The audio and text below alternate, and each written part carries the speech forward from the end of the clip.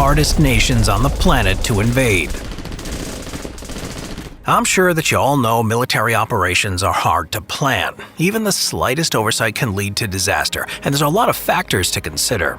Everything from distances, supply lines, terrain, weather conditions, and even civilian populations all have to be taken into account. No nation is impossible to invade, but there are some that are much more of a headache than others. The United States.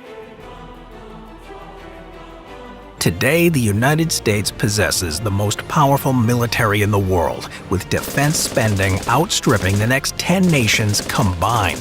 Of the 47 aircraft carriers and helicopter carriers used worldwide, 20 belong to the U.S. Navy, with their closest rival floating 5. And when divided by branch of service, it has the 1st, 2nd, 4th, and 7th largest air forces in the world. In light of this, any attempt to invade the United States is unlikely in the extreme. Even without such a powerful military, launching an invasion would not be an easy proposition. Perhaps the greatest defense the United States has to protect itself from being invaded is its location. The nation is bordered on the east and west by thousands of miles of open ocean. Any rival nation or power bloc that could feasibly threaten the U.S. would have the monumental logistical task of supplying a force sufficient enough to subdue the third largest nation across endless miles of trackless water. Even the isolated state of Hawaii is a tiny dot in the middle of the Pacific Ocean, thousands of miles from any mainland, and supplying an invasion force would be a titanic undertaking for such a small territory. Should the logistics challenge be overcome, the topography of the U.S. would make any invasion difficult at best. The largest state of Alaska is gigantic, at over 663,000 square miles, most of it lacking any real infrastructure or population centers, and covered in forests and mountain ranges that are difficult to traverse, and can experience winters with temperatures dropping well below freezing during the winter. The lower 48 states have their own geographic challenges as well. Covering over 3 million square miles of territory, the size alone is a daunting task for any army.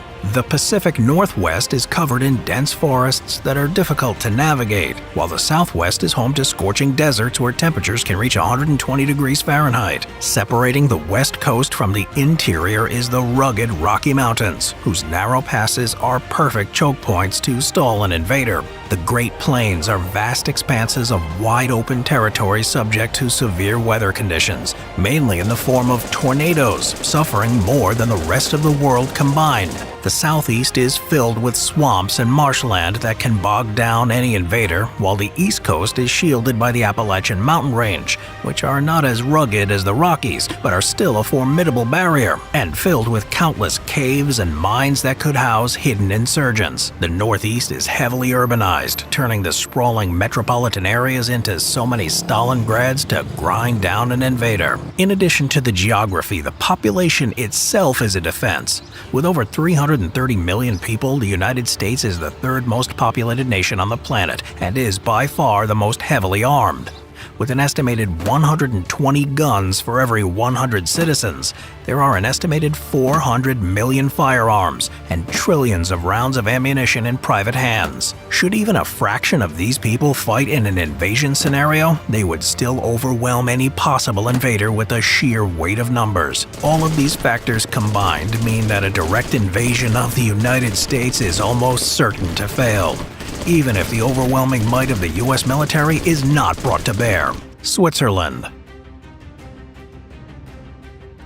Today, the small Central European nation of Switzerland is best known for its perpetual neutrality. It has held this policy for over 500 years and was confirmed in 1815 with the Congress of Vienna, which ended the Napoleonic Wars. After sitting on the sidelines while nations fought bitterly around them, Switzerland is better known for its chocolate and ski resorts than military prowess. Any potential invader, however, should keep in mind that the seemingly placid attitude towards international affairs belies a very different reality. Geographically, Switzerland is in the middle of the Alps mountain range, a geographic feature that is, at best, difficult to traverse, even with modern military equipment. Avalanches and landslides are a constant danger and are capable of stopping any invading army in its tracks. Much like Hannibal crossing the Alps to attack Rome, any invading army would be forced to negotiate narrow mountain passes, where one wrong move could send the hapless victim plummeting to their death. Any advance would have to be slow, cautious, and methodical, meaning that speed and mobility would be greatly hampered. These narrow passes, as well as tunnels and other passages through the mountains, create perfect choke points. Any advantage in numbers would be negated, with the Swiss able to hold off large numbers of enemies with minimal forces. While they are politically neutral in global affairs, it is very much an armed neutrality.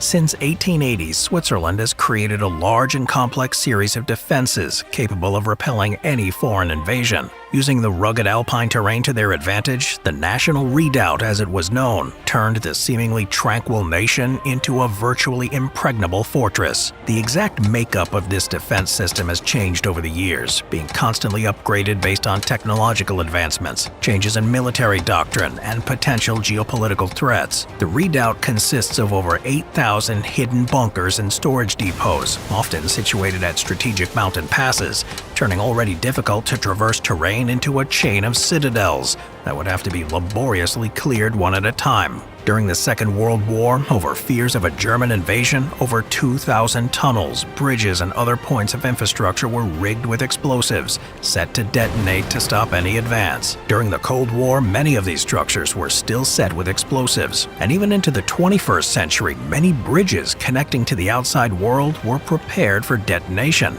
cutting off Switzerland from any hostile neighbors. There has been a push to deactivate them in recent years, but should the geopolitical climate change, they can be rewired as necessary. In response to potential nuclear fallout during the Cold War, Switzerland enacted a shelters for all policy. Since 1963, any new homes or apartment complexes must either have a fallout shelter dug underneath it, or the owner of the building must pay for the use of a public shelter. Over 300,000 shelters were carved into the picturesque landscape, with both space and supplies to protect the entire Swiss population for extended periods of time. These were maintained during the Cold War as fallout shelters, should a general nuclear exchange consume Europe. In recent years, many of these measures have been decommissioned, given the stability of Western Europe, with many of the bunkers repurposed as museums, hotels, and even cheese-aging facilities. Though if needed, they can be recommissioned back to their original purpose, and the mandate of new homes with built-in shelters has for the most part been relaxed. There are enough bunkers and fallout shelters to house the entire Swiss population should a catastrophe strike. In addition to the natural and man-made defenses, the Swiss population itself would prove a challenge to any invader. In spite of not participating in a foreign war in centuries, the nation maintains a mandatory conscription. All able-bodied Swiss men are required to perform military service upon turning 18, though conscientious objectors can opt for civil service. Women are not conscripted, though they can join the military if they choose. In order to ensure rapid deployment of forces, those in the army keep their service rifles with them at home. They can even buy the weapons after their service for a modest fee. To keep their skills sharp, target shooting is a popular pastime with gun ranges located throughout the country. This means that an invader, once they overcome the dangerous terrain, explosive infrastructure, and hidden bunkers, will have to contend with a nation in arms that treats target shooting as a pastime: Russia. Incidentally, invading Russia is not a particularly difficult task, at least on paper. Though the landmass of Russia is full of difficult terrain features, such as swamps, dense forests, and arid deserts, the borders of Russian territory are not guarded by these natural boundaries. To the west, the European plain, a stretch of land from the Pyrenees to the Urals, consists of the largest stretch of mountain-free land in Europe. Much of this land was covered in dense forests, though much of these have been cleared for agriculture and human development. To the east, the Asiatic steppe likewise stretches as a clear open path from eastern China to Romania. There are some boundaries in these regions, such as rivers, highlands, and other difficult terrain, though nothing as substantial as the Alps or other large mountain ranges. Any invader could simply walk into Russia's heartland. And this is exactly why Russia has proven so difficult to control. In the words of German Field Marshal Gerd von Rundstedt, the vastness of Russia devours us. Over 1/8 of the landmass of the planet is Russian territory. Because of this, any invader can walk into Russia, and they'll continue to walk and walk and walk with seemingly no end. Logistics networks, the heart of any military campaign, will be stretched to the breaking point, as supply caravans would have to traverse endless open spaces. Living off the land would become difficult, as Russian forces have historically utilized scorched earth tactics to deny the invaders resupply. Though they cannot fall back indefinitely, as was stated in Joseph Stalin's infamous Order No. 227, the vast expanses do give Russia a tremendous amount of leeway when planning defenses of their homeland. The weather conditions found in Russia are also renowned for helping to stop invaders. Though summers can be scorching, problems for invading armies begin in autumn. Heavy rains will turn the land into quagmires, sinking vehicles and men alike, slowing rapid advances to a crawl. It was the winters, however, that have gained a legendary reputation.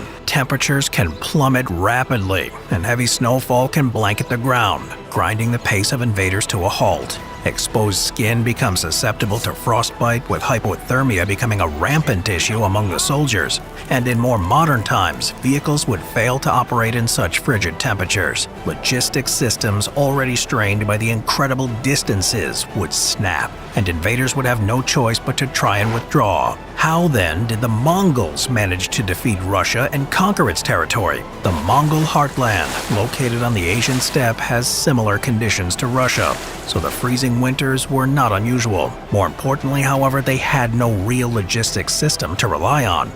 Each Mongol warrior was a mounted cavalryman with multiple remounts available. They could move rapidly, their horses living off the grasslands, and the Mongols themselves would live off the land, even subsisting on blood from their own horses when necessary. Russia at this time was also not a unified nation, but rather a collection of rival principalities, and were unable or unwilling to offer a united front against a common enemy. Once in power, after sacking several cities and massacring the citizens, the Mongols ruled over the Russian lands through a system of tribute. Local rulers would be left in place under Mongol control and would have to pay tribute to their overlords. This system lasted for 2 centuries until 1480. The Russians, led by Ivan III, were able to overthrow the so-called Mongol Golden Horde. Great Britain. While the rest of Europe has seen armies march across the continent in countless wars over the centuries, Great Britain has not seen a major invasion from a foreign power in almost 1,000 years. There have been no shortage of conflicts, from civil wars to raids to foreign-based coups, but not since the Norman invasion of 1066 has a foreign army successfully landed on and taken over the country, apart from the Glorious Revolution of 1688, when William of Orange had widespread support for his invasion and faced very little opposition. So this is a notable exception. The reason for this is as significant as it is obvious. Britain is surrounded by water, specifically the English Channel to the south, the North Sea to the east, and the Irish and Celtic Seas to the west. The distances in these waterways are not vast. In fact, at their narrowest, the Strait of Dover, the distance separating Dover from the French port of Calais is about 20 miles, close enough to see on a clear day. Though not insurmountable, like a moat protecting a castle, invaders have no choice but to overcome this obstacle. Any attempt to land on and control the British Isles relies on one key factor more than any other: naval superiority. In times past, when a successful invasion was launched, the invaders had a clear advantage in ships and were able to control the waves between Britain and the rest of Europe. This was the case with the Romans, the Saxons, Norse, and Normans, who faced little opposition on the waves. It would not be enough to simply land on Britain's shores, however. Should an army land, they could easily be cut off and destroyed should they lose control over the tenuous lines of communication connecting them to the mainland. This concept has been the mainstay of England, and later Great Britain's national defense. Even with a navy opposing them, many have tried to invade the British Isles. In 1588, the Spanish and their famed Armada launched about 130 ships against the English. After being harassed by the English fleet, the Spanish Spanish panicked when they were attacked by fire ships,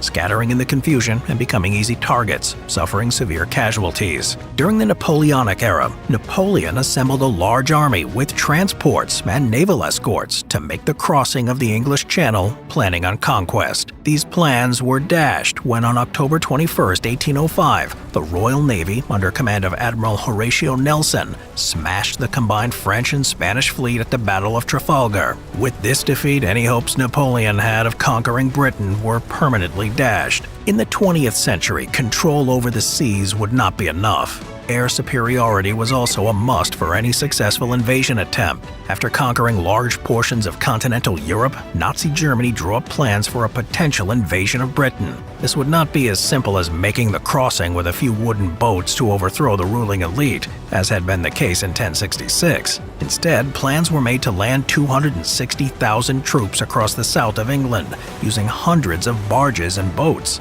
As a prelude, the Germans launched a concentrated effort to destroy the RAF, while the invasion flotilla assembled. Though they inflicted heavy losses, the Luftwaffe was unable to destroy the RAF. Lacking air superiority and facing the still formidable Royal Navy, as well as ever-strengthening coastal defenses, the invasion, dubbed Operation Sea Lion, was postponed indefinitely. This was the last major threat of a direct invasion of Great Britain. While not impossible, the complexities of modern warfare require total control over air and sea before any possible invasion can be considered.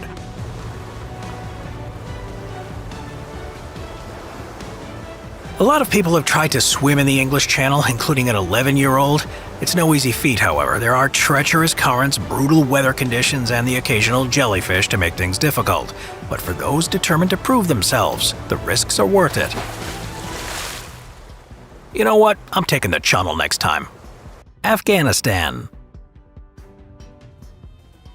Afghanistan has earned a reputation as the graveyard of empires. For centuries, many world powers have tried to exert their will on this landlocked Central Asian nation, with at best mixed results. While actually invading the country is not impossible and has been done numerous times throughout history, actually controlling it afterwards is an entirely different matter. Earlier on in history, the area that is now Afghanistan was already causing issues for invaders such as Alexander the Great, whose advance to the east was slowed down considerably by the tribes in the region. After the collapse of the Maurya Empire of India, Afghanistan's population increased, and it would soon gain a reputation as a land difficult for outsiders to control. One of the first major incursions into Afghanistan would be by Islamic armies in the 7th century AD, and these would fail miserably, representing one of the first major setbacks for the meteoric rise of Islam. The Mongols, on their way to conquering the largest land empire in history, subdued the region, often slaughtering entire populations to achieve this. The region would then be contested by the Mughals and the Safavids. Both of these powers would face numerous revolts, the Mughals able to control major urban areas and essentially bribing tribal chieftains to keep the peace. And the Safavids' demise was closely associated with an Afghan uprising. In later centuries, a similar pattern emerged. The British Empire fought 3 separate wars in Afghanistan, which resulted in one of the worst defeats a European nation suffered at the hands of an indigenous force in the 19th century. In the 20th century, the Soviet Union invaded the nation and were ground down with an unrelenting guerrilla war. And a few decades later, in response to the 9/11 terrorist attacks, the United States became embroiled in a 2 decades-long conflict, which failed to oust the ruling Taliban from power. There are numerous reasons why Afghanistan is so difficult to conquer. Foremost is the terrain. The region is highly mountainous, making operations difficult at best. Furthermore, these mountains are riddled with countless cave complexes, which can harbor enemy fighters. These labyrinthine structures would have to be cleared or collapsed one at a time, a virtually impossible task even with modern technology. Because of the mountainous terrain, the rural settlements tend to be insular and have formed a complex web of relationships among themselves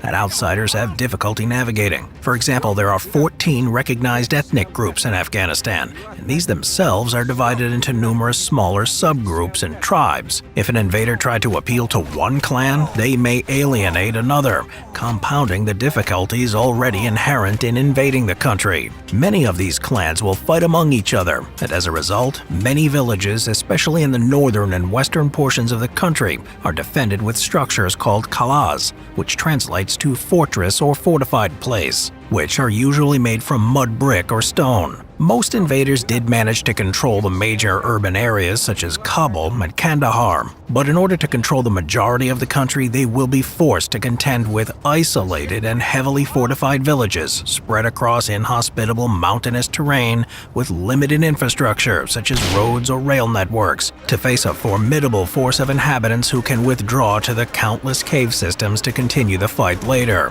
For many invaders, this is not worth the effort, and many have learned the hard way why Afghanistan is called the Graveyard of Empires. Okay, so the whole Graveyard of Empires thing might be a bit overstated. There are a whole host of factors as to why a nation rises and falls, and something as simple as the invasion of Afghanistan is not the only reason. It's ironic, though, that any military campaign in that Central Asian nation is almost always doomed to failure. So there you have it. Any nation can be invaded, and war is anything but predictable. But there are some nations on the planet whose geography, population, or other circumstances makes them virtually impossible to invade, and planning an operation within their borders will cause more than their share of headaches. The easiest nations to invade. Some nations are extremely difficult to invade and have gone down in history for their resilience, and others, well, not so much. Poland has no natural defenses, so it's a pool table surrounded by aggressive enemies. Iceland has no military to speak of, and Denmark's performance in past conflicts is generously described as underwhelming. It lasted just one day until it surrendered to the Germans in World War II. Should a war break out, these nations would be in for one heck of a wake-up call. For these examples, it's going to be assumed that these nations have no allies to call upon, and will have to stand against the aggressor on their own. Poland. Poland's long history consists of constant invasions and conquests by foreign powers. Unlike other nations on this list, Poland isn't a small nation, and it's got a long military tradition, including such awesome formations as the Winged Hussars Heavy Cavalry, which have earned a legendary reputation. In spite of these factors, it's often found itself at the mercy of others. Poland, unfortunately, is situated in a hostile neighborhood, located at the crossroads of north, south, east, and west. Expansionist powers looking to increase territory or bat a buffer zone against rivals have hungrily eyed Poland for centuries. The history of Poland is a who's who of world powers all vying for control of the region, including but in no way limited to the Huns, Bohemians, Avars, Vikings, Ottomans, the Swedish Empire, the Russian Empire, Napoleonic France, Austria, and their perpetual foe Germany in the form of the Holy Roman Empire, Teutonic Knights, the German Empire, and the Third Reich. All these powers have conquered and carved up Poland numerous times over its history. No matter how much the Poles try to defend themselves, there's no avoiding the fact that they are a small fish in a very big pond. For example, during the Second World War, Poland found itself sandwiched between Nazi Germany and the Soviet Union, two of the most powerful nations on the planet at the time. When they both invaded, virtually no amount of resistance could have stood in their way. Exacerbating Poland's precarious situation is the geography of the region. Almost all of Poland is located within the European plain, one of the largest stretches of flat, open territory in the world, which stretches from the Pyrenees to Kazakhstan. At one point, this area was covered in dense forests. However, over the centuries, much of this has been cleared for agriculture and other human development. Poland, therefore, has no natural defenses to speak of. There are no mountain ranges guarding its borders, and no great rivers to stop an enemy's advance. Any foe determined on conquering Polish territory can simply walk across the borders without having to worry about environmental factors. This is similar to Russia, which is widely regarded as one of the most difficult nations in the world to invade. However, Poland doesn't have the same landmass that can stretch the invaders' logistics systems to their breaking point. On top of this, the Polish climate, for the most part, doesn't have extremes in weather, such as Russia's legendary winters. Altogether, a moderate power, surrounded by much more powerful and hostile neighbors with no natural barriers to invasion, means that Poland has the unenviable position as being one of the most heavily invaded nations in history. Today, Poland has heavily invested in its military, with the third largest force in NATO after the United States and Turkey. The size of Poland's military has doubled in the past decade, and it currently invests 4.12% of its GDP on its armed forces, the highest amount in the alliance. It's also updating its equipment, purchasing large amounts of tanks, artillery pieces, air defense systems, and other hardware to replace its aging arsenal, all in an attempt to prevent what has become a historical trend. Alright, so Poland has found themselves on the receiving end of pretty rough treatment by its neighbors over the years, so much so that it is a source of gallows humor. One upside, though, is that this extensive military history of Poland fighting against the odds has given the world the subject of plenty of Sabaton songs. Denmark.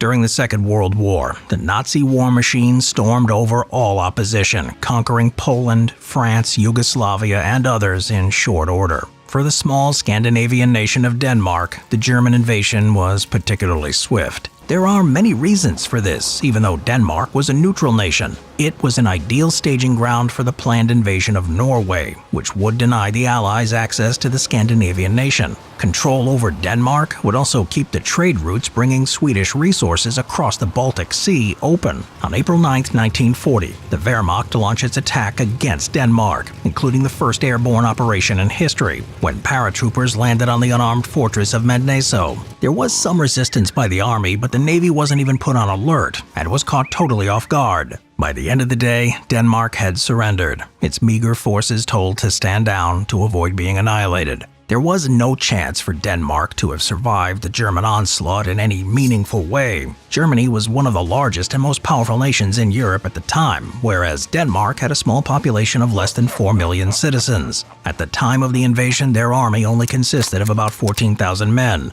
of whom around 8,000 had only been conscripted less than 2 months prior. Their navy consisted of 2 coastal patrol craft, and their air force had around 50 planes, which were all outdated. Furthermore, the Danes were also inexperienced, having last fought a war against Prussia a century earlier in 1864. Geography also worked against the Danes. Denmark shares a 42-mile border with Germany, which meant that the Wehrmacht didn't need to maintain an extensive logistics network. The nation is also lacking in any geographic features that would make an invasion difficult. It's flat, open terrain with no large rivers, mountains, swamps, or any other boundaries to speak of. Denmark does consist of hundreds of islands, though most of these are uninhabited, and none are particularly defensible. Overwhelming German force was able to simply enter the country and conquer it in a matter of about 3 hours. The Danish authorities surrendered in the face of this onslaught in order to prevent the shedding of more blood. In the years since the ending of the conflict, questions have been raised about what would have happened if the Danes had been more prepared. But given the massive disparity in power between Denmark and Germany, few, if any, believe that Denmark would have been able to stem the Nazi tide.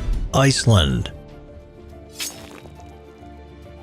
In the middle of the North Atlantic, the tiny nation of Iceland sits roughly at the midpoint between North America and Europe. While its greatest protection is its isolation, being located in the middle of the Atlantic Ocean, requiring invaders to maintain extensive supply lines in a region that does have frequent storms, the advantages end there. The population of Iceland is tiny, numbering about 400,000 citizens, the size of a small to medium-sized city. The island itself is home to rugged terrain, which could prove difficult to maneuver large military forces across. But it's only 40,000 square miles, about the size of the state of Ohio in the US. Roughly 3/5 of the population, however, live in and around the capital of Reykjavik, so capturing this city means controlling the majority of the population. Furthermore, Iceland has no military. While officially they have no armed forces, there is a Coast Guard as well as a national police force. The Coast Guard currently employs 3 vessels and are more suited for search and rescue and clearing up oil spills than military operations. The state police force is likewise tiny, consisting of fewer than 700 members. In comparison, the NYPD, the New York Police Department, currently has over 36,000 officers, meaning that many large metropolitan police forces have more firepower at their disposal than the entire Icelandic nation can muster. Iceland also lacks an air force and has no artillery, tanks, or heavy weaponry of any kind. Any invasion could sweep over the island with little in the way of resistance. In fact, Iceland was invaded once in history. During the Second World War, Winston Churchill was worried that the island was going to be invaded by Germany and used as a base of operations. Acting swiftly, an expedition was sent to secure the land, which involved 4 ships bringing 746 soldiers into the port at Reykjavik on May 10, 1940. The landing was opposed by a crowd of onlookers. The British officer in charge politely asked the lone police officer there to keep the crowd back so they can disembark. The constable agreed, and the troops landed without incident. The British then captured the post office, leaving a barely comprehensible note in Icelandic on the door. They sent a detachment to secure the local radio station, where they encountered their fiercest resistance, a locked door, which they kicked in when the night watchman was slow in opening it. The next day, the Icelandic Prime Minister officially protested against the invasion of a neutral country, to which the British diplomats assigned to the invasion force apologized for the inconvenience and assured the Icelandic people that the occupation would be over when the war ended and that compensation would be paid, bringing to a close possibly the most polite takeover of a foreign nation in world history. The US would also occupy the island during the war, only leaving in 2006. Today, Iceland is a founding member of NATO, the only nation in the alliance that has no standing military, and is protected by more specific agreements with the United States and several Scandinavian nations, as well as by maintaining a neutral foreign relations policy with the rest of the world. Some Icelandic citizens did participate in the global war on terror as part of the NATO alliance, but they were in support roles, mostly public relations rather than combat troops. Should it have to stand on its own, however, there is little doubt that the result will be the same as what happened in the Second World War, with the invaders simply walking in.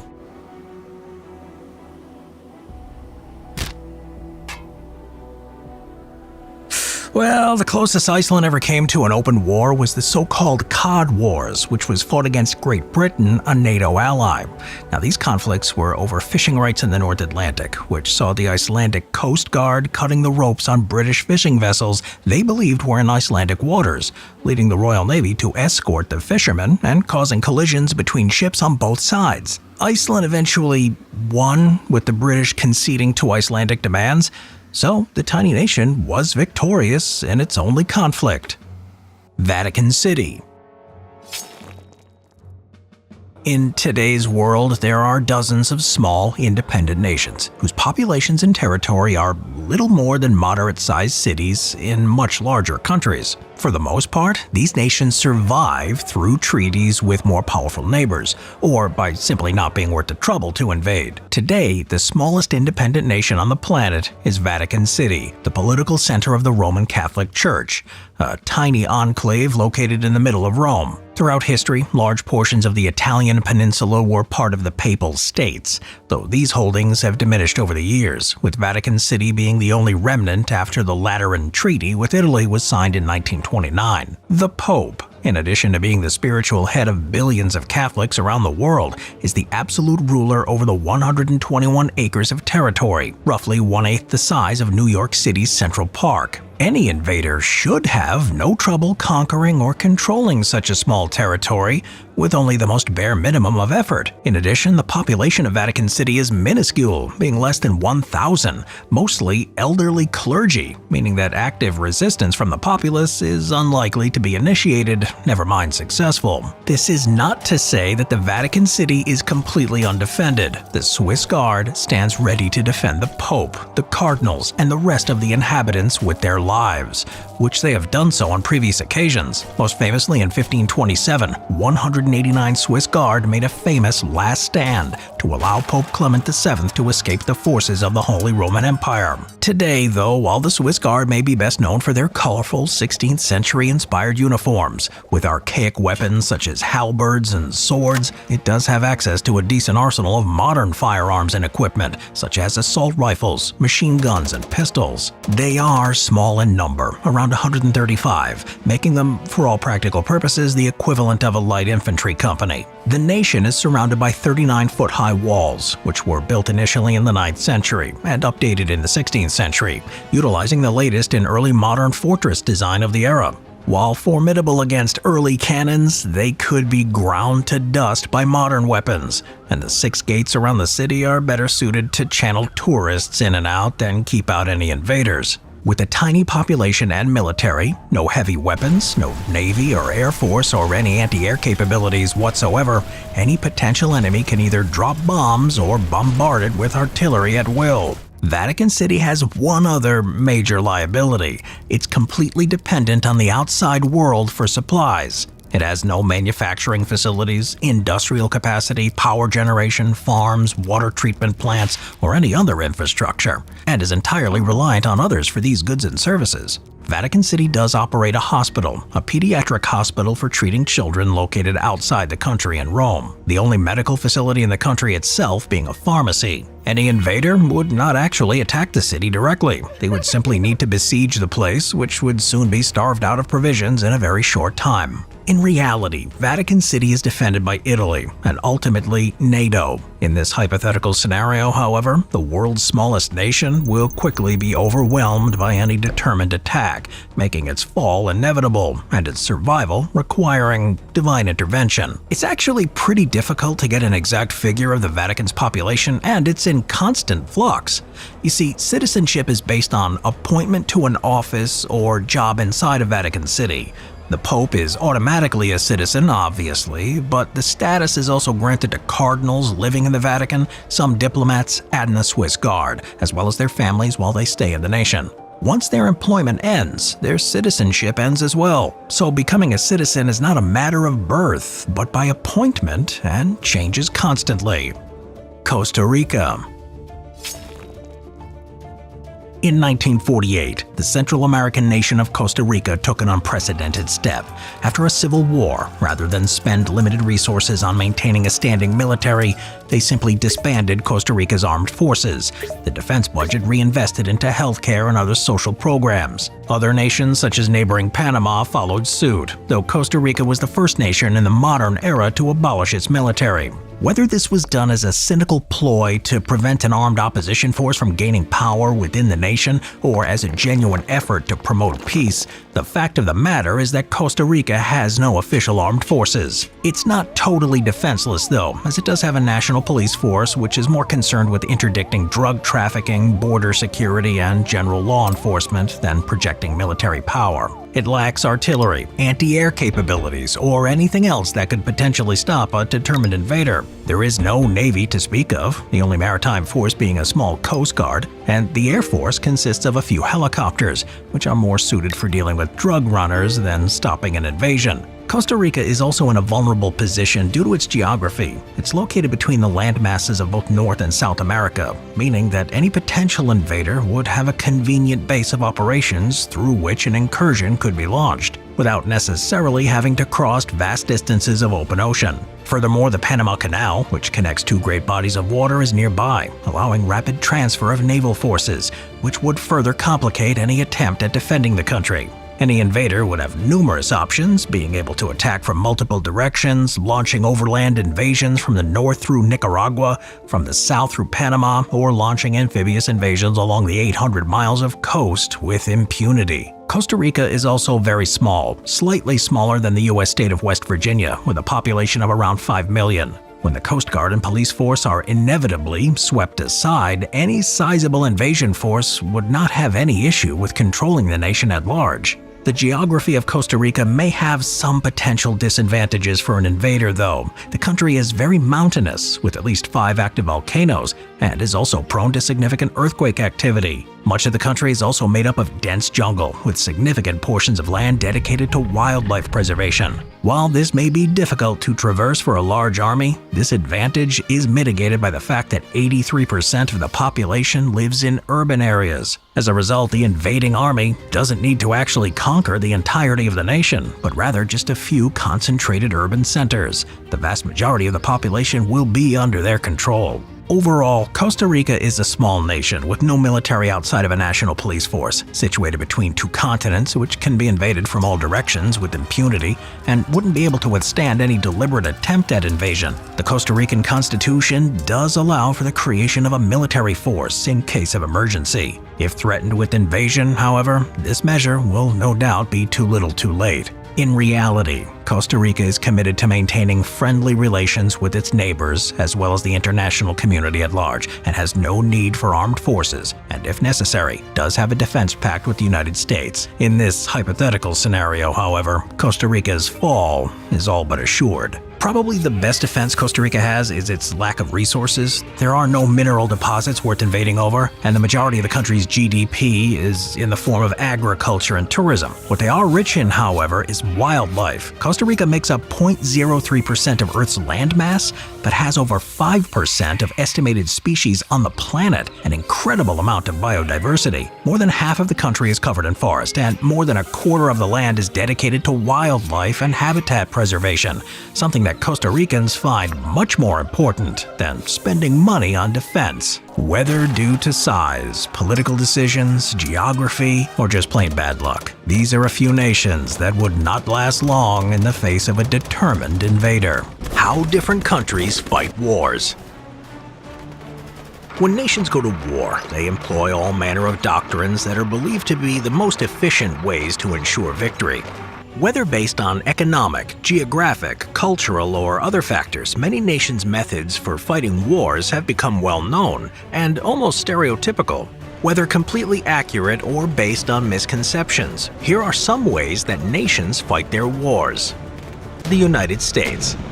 When one imagines the United States going to war, thoughts immediately turn to high-tech military hardware, bringing copious amounts of firepower to bear against an overwhelmed enemy that has little chance against the onslaught. But is this true? Well, in short, yes. In the 20th century, the US has taken a much more active role in world affairs, and as a consequence has expended tremendous effort towards its military. As of 2023, the Americans spent $877 billion per year, more than the next 10 nations combined. This, along with extensive technological development, means that American forces have access to some of the most technologically advanced military hardware in the world. While not the largest in numerical terms, the US military can bring more firepower to bear at any given moment than any other nation. U.S. doctrine relies on power projection, the ability to fight sustained conflicts well outside the nation's borders. The centerpiece of this strategy is the large fleet of aircraft carriers. Of the 21 currently active aircraft carriers, 11 belong to the U.S. Navy, with the next nations with 2 each. On a modern battlefield, arguably the most decisive element is air superiority. In order to control the skies, the United States has access to a large number of aircraft, including strategic bombers, fifth-generation fighters, close air support to aid troops on the ground, cargo planes, reconnaissance and surveillance craft, among many others. Because of this, there's an anecdote saying that the world's largest air force is the U.S. Air Force, and the second largest is the U.S. Navy. This isn't exactly true, however. The largest air force is in fact the U.S. Air Force. The second largest is the U.S. Army Aviation. The third largest is the Russian Air Force, with the U.S. Navy relegated to 4th place. The 7th place spot goes to the U.S. Marine Corps. In total, the American military can deploy over 13,000 aircraft, with the closest rival, the Russian Air Force, consisting of a bit over 4,000. In addition, the U.S. has over 750 military bases in 80 countries around the world, meaning American troops can respond to crises anywhere in just a few days. In recent decades, more and more emphasis has been placed on the use of unmanned drones, which enable the American military to engage foes from hundreds or even thousands of miles away, a testament to the technological edge the U.S. has over many opponents. The key to American force projection is industry and logistics. Because the U.S. is geographically isolated from many hotspots around the world, extensive logistic chains have been developed. Currently, the overwhelming majority of the military are involved in logistics and support duties rather than frontline service. Wherever Americans are deployed, they will have the necessary food, ammunition, fuel, and whatever else they need to complete their mission. American military spending enables the ability to utilize what's been dubbed shock and awe, a term that was developed during the invasion of Iraq in 2003. Foes are overwhelmed with immense firepower and cutting-edge hardware that's almost impossible to resist in a direct engagement. Wherever American soldiers are deployed, they will almost certainly have at their disposal some of the highest technological advancements available, backed up by an extensive logistics chain that far outstrips virtually any rival power. Germany. both world wars, Germany began the conflict using rapid advances, earning them a reputation for blitzkrieg, or lightning war, though they never used that term in any official context. In both cases, however, the initial successes gave way to Germany adopting a more defensive posture, digging in against Entente and Allied counteroffensives. During World War I, after the initial success of the Schlieffen Plan, the German army created an elaborate network of trenches, fortifying large stretches of the Western Front with layers of defenses. After suffering heavy casualties in the early portion of the war, the German High Command developed a layered defense in depth. Called elastic defense, the doctrine called for allowing the enemy to attack, steadily increasing the intensity of resistance until the enemy was overextended, and then launching a counterattack which drove back the enemy while minimizing German casualties. During the Second World War, the Germans constructed an elaborate network of fortifications in what were known as the Atlantic Wall along the Atlantic coast to repel any Allied seaborne invasion, and the Siegfried Line, which ran between the border of France and Germany. The linchpin of both designs were defensive bunkers, fixed emplacements designed to withstand virtually anything the enemy could throw at them. They were usually made from reinforced concrete, which could be several feet thick, with firing ports for machine guns, mortars, and other weaponry. They would be positioned in strategic locations, such as around towns and cities, advantageous locations around trench lines, and often on the reverse slope of a hill. This did limit the range of the bunker's weaponry, but the advantage of surprise made up for the loss of range. A particularly well-enforced bunker or pillbox could withstand a direct hit from heavy artillery, and in later years, aerial bombardment. These bunkers were so well made that on numerous occasions, enemy forces would bypass them during their advance, leaving the bunkers and pillboxes as islands of resistance in a sea of foes. German forces also made use of small one-man fortified positions known as Tobruks after the Libyan city, which was the site of an important siege in the Second World War. These concrete structures were circular, allowing the occupant a 360-degree field of fire with his weaponry, usually a machine gun. Some Tobruks were open-topped, but there were other single-man bunkers which were capped with tank turrets, giving the occupant much greater protection. While rapid-moving mechanized forces may have received the most attention, it was the extensive defensive positions that Germany employed that was a key component to Germany's overall military strategy. China. During the Korean War, UN troops drove back the North Koreans from their southern neighbors. As they advanced north, they encountered Chinese soldiers who threw themselves at the enemy in a tidal wave of bodies, overwhelming them in sheer weight of numbers. Is this accurate, or a misunderstanding of Chinese tactics? As one of the oldest civilizations on Earth, China has a long history of warfare against both internal and external threats. The Art of War by Sun Tzu is widely regarded as one of the first military manuals in the world that could be traced back to the 5th century BCE. Other innovations in military development have their origins in China, especially gunpowder, which has had arguably more of an impact than any other invention. Today, China has the second largest military expenditure after the United States and has the largest military in the world in terms of number and is extensively trained in combined arms, utilizing infantry, armored forces, air power, naval forces, and special operations units, as well as a large reserve of nuclear weapons should the need arise. So where did the idea of massive waves of conscripts charging the enemy, throwing men at the enemy until they run out of ammunition come from? Well, for starters, China has a titanic population, and until early 2023 it was the most populated nation on the planet. With about 1/5 of the world's population living in China, there is a pre-existing perception that they have manpower to spare and are able to absorb casualties that would cripple other nations. The reputation of the Chinese forces using human wave tactics began during the Korean War. Chinese soldiers would mass against an enemy position and then attempt to overrun it with sheer weight of numbers. To those on the receiving end of such an assault, it seemed like endless waves of Chinese infantry were crashing towards them. In reality, Chinese tactics were much more sophisticated. Under the cover of darkness, infiltration teams would creep close to the enemy and at a prearranged signal, such as a bugle or a gong, they would surge forward in an attempt to overrun the position using shock and violence of action. Should the action fail, however, another infiltration team would make their attempt, repeating the process, though without the element of surprise. While this was going on, other forces would attempt to slip around the enemy and attack from the rear. Due to poor communications, this process can be repeated over and over again, regardless of casualties, giving those who face it the impression that they're being assaulted by waves of Chinese troops. This was exacerbated by journalists reporting on the war, who wanted to give the impression of American and other UN forces being overwhelmed by hordes of enemy soldiers. Those who actually faced such tactics knew differently, with American soldiers remarking sardonically, "How many hordes are there in a Chinese platoon?" Russia and the Soviet Union. Russia and the Soviet Union was and is the largest nation on the planet, with vast expanses of territory. It's also home to a large population compared to other European powers. To their foes, such as the French during the Napoleonic era, or the Germans in the 20th century, fighting Russia or the Soviet Union was a never-ending trek through hostile environments, facing waves after waves of stubborn defenders, being ground down over time in a never-ending war of attrition. But is this accurate? It is true that Russia is a titanic landmass, and invading the nation requires extensive logistics and marching over seemingly endless territory. In the words of Army Group South's commander Gerd von Rundstedt, "The vastness of Russia devours us."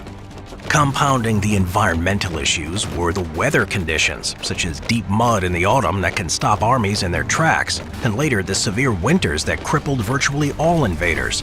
While dealing with these conditions, they would be subject to swarms of Russian or Soviet soldiers who would overwhelm them with human wave attacks and the weight of seemingly endless numbers.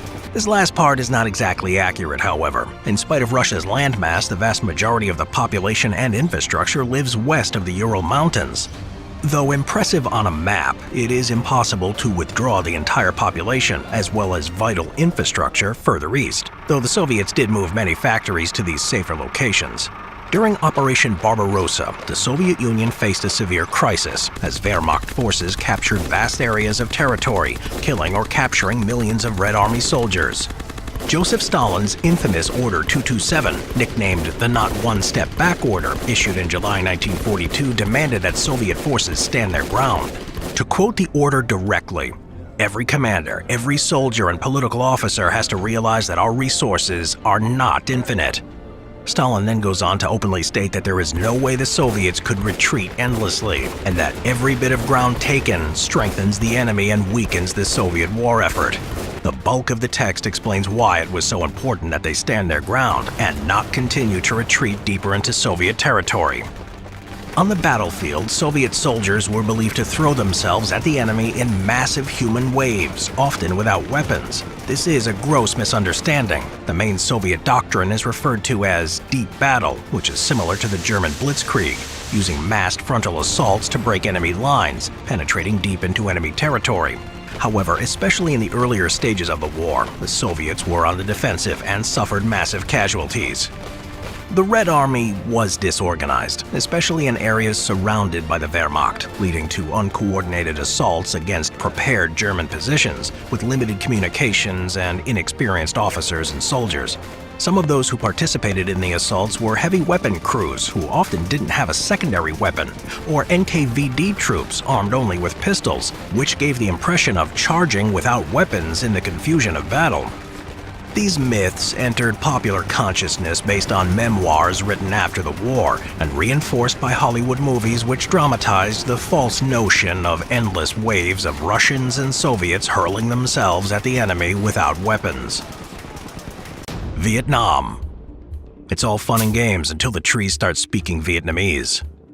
When French and later American and other allied nations sought influence over the tiny and impoverished nation of Indochina, later called Vietnam, they possessed some of the most advanced weaponry available at the time. Facing them were poorly equipped guerrilla fighters that somehow managed to halt world superpowers. The terrain of Vietnam is filled with dense jungles, rugged mountains, and expansive rice paddies that make travel difficult even under the best of circumstances. The Vietnamese who fought against foreign invaders took full advantage of this, moving quickly and quietly through the wilderness, appearing where they were least expected, striking at their enemies before melting back into the jungle with hardly any trace. Baffled Americans and others would ponderously trample after them without success.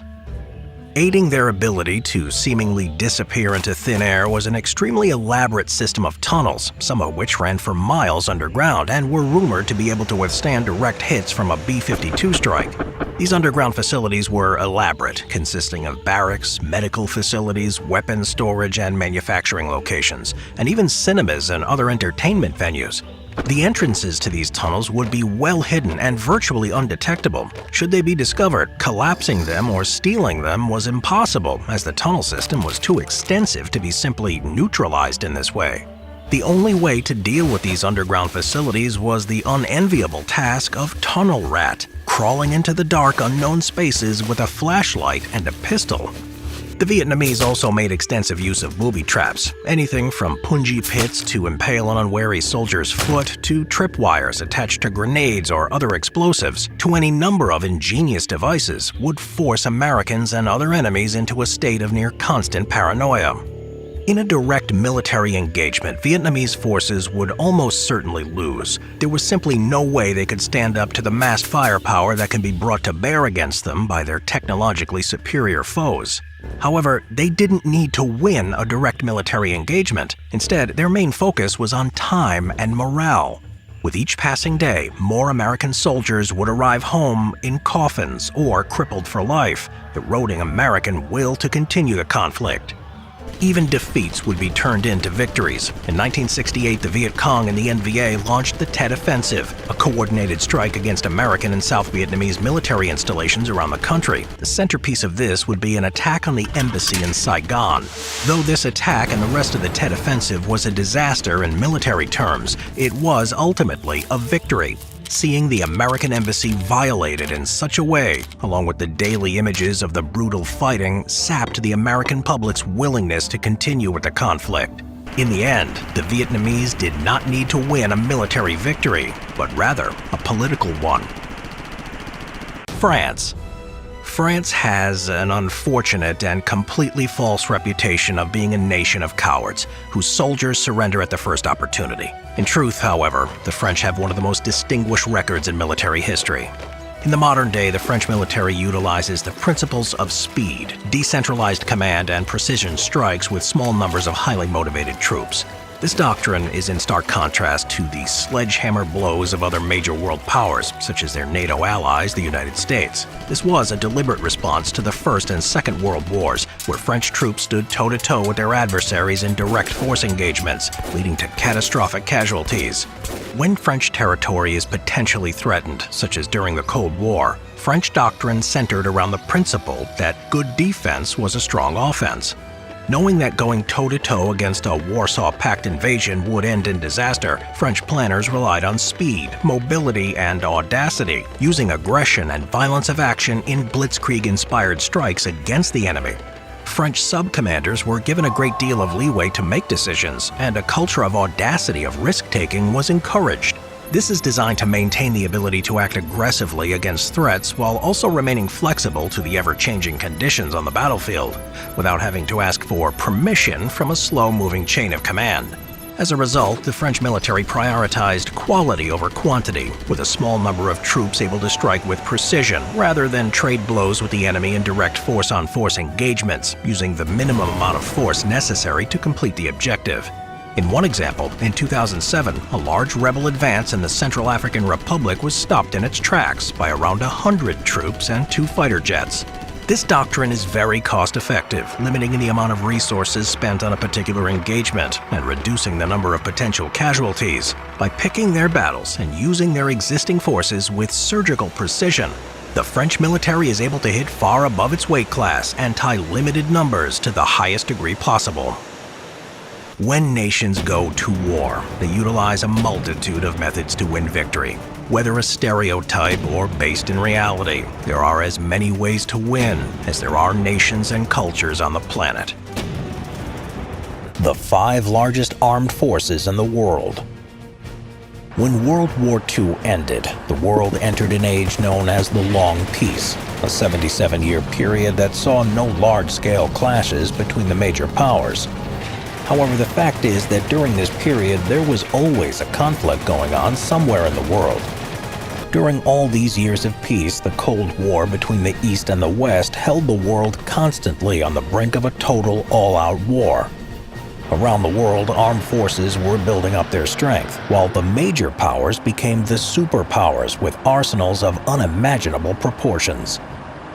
Even when the Cold War ended in the late 20th century, a fragile peace remained over the planet. Some new military powers emerged to challenge the balance of the established powers. The race in armament production and the building up of military strength continued, and in the second decade of the 21st century, the world's armies have grown to a level never seen before in history. Out of a world population of 7.9 billion, 20.1 million men and women are engaged in military service. That's 0.25% of all the people in the world that are carrying arms. Each of the largest top 5 armies in the world has more than 1 million soldiers on active service. This is who they are. At number 5, the Armed Forces of the Russian Federation. With 1,014,000 active personnel, the Armed Forces of the Russian Federation rank number 5 on our list. The successor of the famous Red Army, the current Russian armed forces were established in 1992 after the dissolution of the Soviet Union. For years, the army had struggled to survive the economic transition brought on by the democratic changes in the country. The new Russian military inherited almost the entire arsenal from the Soviet period, which made the Russian army, even though the second most powerful, poorly equipped compared to its main rival, the United States. However, after the 2008 reform, the Russian armed forces have undergone a profound reorganization and modernization of their arsenal and equipment. In 2010, the Russian government allocated over $650 billion to procure new weapons and equipment for all the branches of their armed forces. As a result, the Russian military budget in 2021 was the 4th highest in the world, worth $61.7 billion. They comprise 3 main branches: the ground forces, the Navy, and the aerospace forces. Apart from these, there are 3 independent arms of service: the Airborne Army, Special Operations Forces, and the Strategic Rocket Forces. Despite the attempts to professionalize the active personnel, more than half of the Russian armed forces consist of conscripts.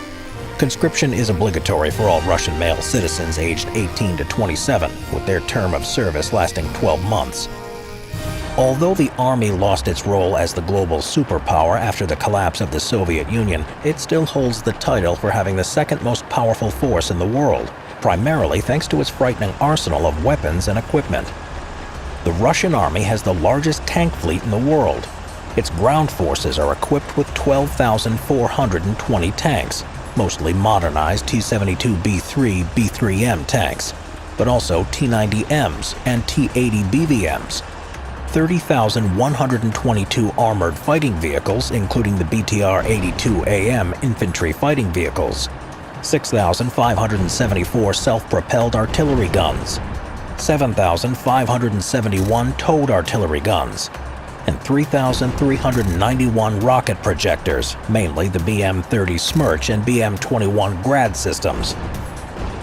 Russian air power consists of 4,173 aircraft, of which there are 772 fighters and 739 attack aircraft, accent given on modern types such as the Su-35S, Su-30SM, and Su-34. In addition to this, the air fleet also has 445 transport aircraft, 522 trainers, 32 special mission aircraft, 20 tankers, and 1,543 helicopters, which includes 544 attack helicopters. At sea, the Russian Navy deploys 1 aircraft carrier, the famous Admiral Kuznetsov, alongside 11 frigates, 15 destroyers, 86 corvettes, 49 mine layers, 59 patrol vessels, and 70 submarines, including the most modern Yesen-Yesen-M missile-armed nuclear-powered submarines. The crown of the Russian Armed Forces arsenal is its inventory of 6,257 nuclear warheads. Of that, 1,458 warheads are strategically deployed on ballistic missiles, and 4,497 are held in strategic reserve, making Russia one of the 2 leading nuclear powers in the world. At number 4, the Korean People's Army. With a mighty force of 1.2 million active personnel, North Korea is considered one of the biggest threats to international security by the United States and its allies.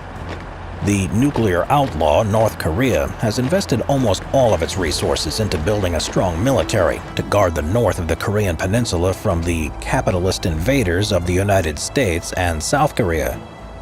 According to the country's constitution, national defense is the supreme duty and honor of citizens. Citizens shall defend the country and serve in the armed forces as required by law.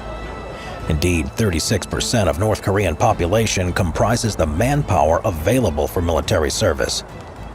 Out of all the armed forces in the world, the Korean People's Army has the longest term of conscription, amounting to 10 years service. All males aged 14 are conscripted, starting their actual service at 17. Postponing their service is possible for those who continue their education, but only for a 3-year period. Females too are conscripted, although selectively. The ratio of men to women conscripts is 9-to-1. Children of the political elites are exempt from doing military service altogether. Even though it's one of the poorest countries in the world, North Korea allocates enormous funds into maintaining its armed forces. The military budget of $1.6 billion makes up a staggering 15.9% of the central government spending.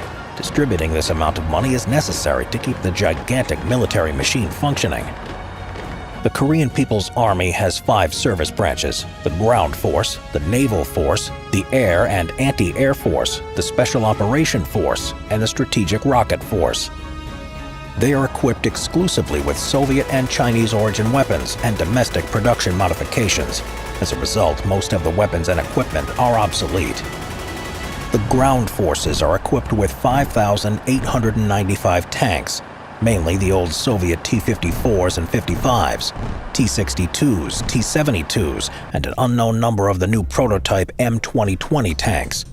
The Army also possesses 4,114 armored vehicles, mostly Soviet BTR 60 PBs, 450 self-propelled artillery, 250 towed artillery, and 1,360 rocket projectors.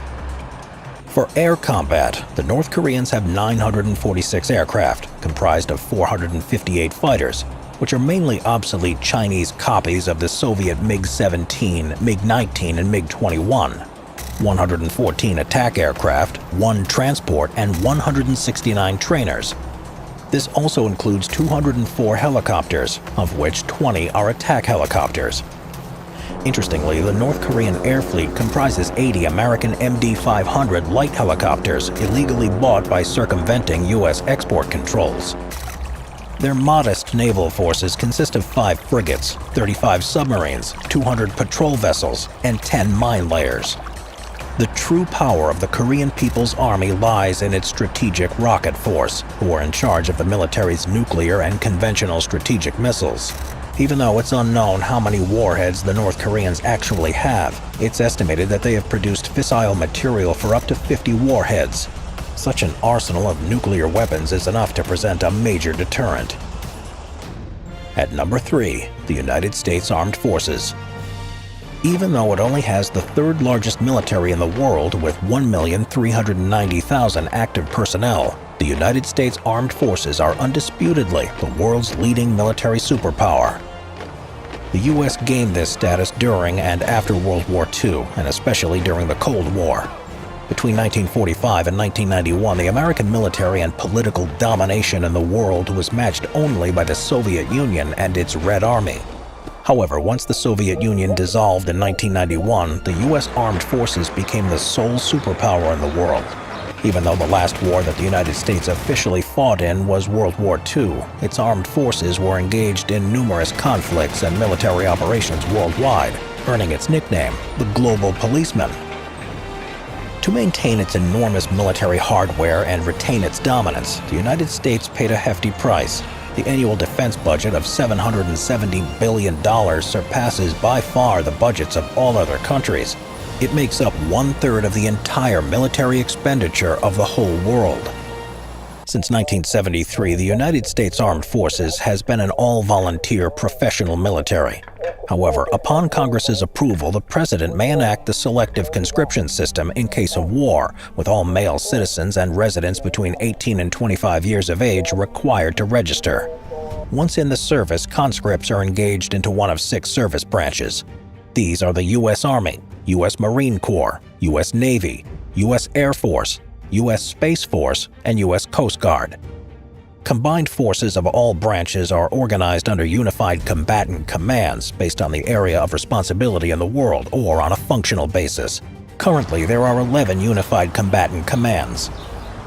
In recent years, the United States Armed Forces' dominance has been challenged by other armies, especially the rising powers such as Russia, China, and India. To countermeasure against their efforts, the United States pays a lot of attention to the procurement of new weapons and equipment. The United States Armed Forces therefore have some of the finest and latest generation weapons and systems in its arsenal. The number of systems in service also puts the Americans at the very top of the world's military forces. Their ground forces are equipped with 6,612 tanks, with the M1 Abrams being the main battle tank, 45,193 armored vehicles, including the M2 and M3 Bradley fighting vehicles, M1120 Stryker and M113 personnel carriers, and others. The artillery consists of 1,498 self-propelled artillery guns, 1,339 towed artillery guns, and 1,366 rocket projectors. The U.S. Air Fleet is undoubtedly the mightiest force in the world with the number of aircraft it has in service. It includes 13,246 aircraft of various types, 3 times more than the second largest air force, the Russian Aerospace Force. Of that number, 1,957 are fighters, mainly the F-15CE Eagles, the F-16CD Fighting Falcons, and their modern replacement, the F-35A Lightning II. In addition to this, there are 783 attack aircraft and other heavier bombers. The air fleet also comprises 982 transport aircraft, 2,661 trainers, 774 special missions aircraft, 627 tankers, and 5,463 helicopters, including 910 attack helicopters, mostly AH-64 Apaches. At sea, the U.S. Navy has 11 aircraft carriers and 9 helicopter carriers, the largest such fleet in the world.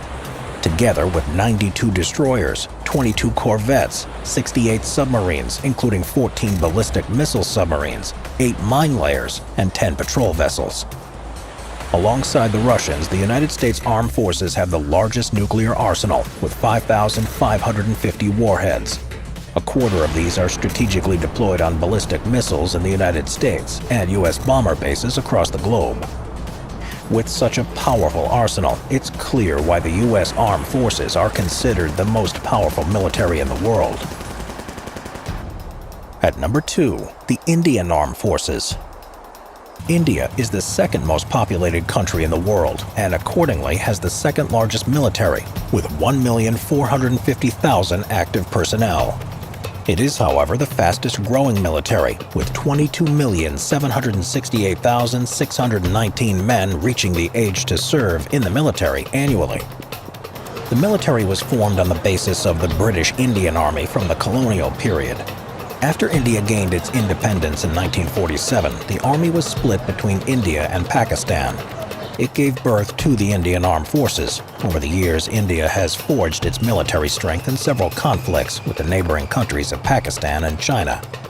Today, the military has 3 basic service branches: the Indian Army, the Indian Navy, and the Indian Air Force, which are supported by the Indian Coast Guard and paramilitary organizations and various inter-service commands. Due to its large population of 1.3 billion people, India doesn't practice conscription even though there's a provision for one in their constitution. The Indian Armed Forces is an all-volunteer force, gathering new recruits at recruitment rallies. All males aged between 17 and 21 may join the Army if they meet the health and physical criteria. Women are not actively recruited for the service, but they are allowed to serve as officers and combat pilots through the Short Service Commission. With its foreign activities, India has developed a strong relationship with almost all of the leading powers in the world. They've conducted joint military exercises with the United States, Russia, China, Japan, Brazil, and France. Similarly, India has established solid connections to procure weapons and equipment for its armed forces. As a result, they are one of the largest importers of defense equipment, most of this coming from Russia, the United States, France, and Israel.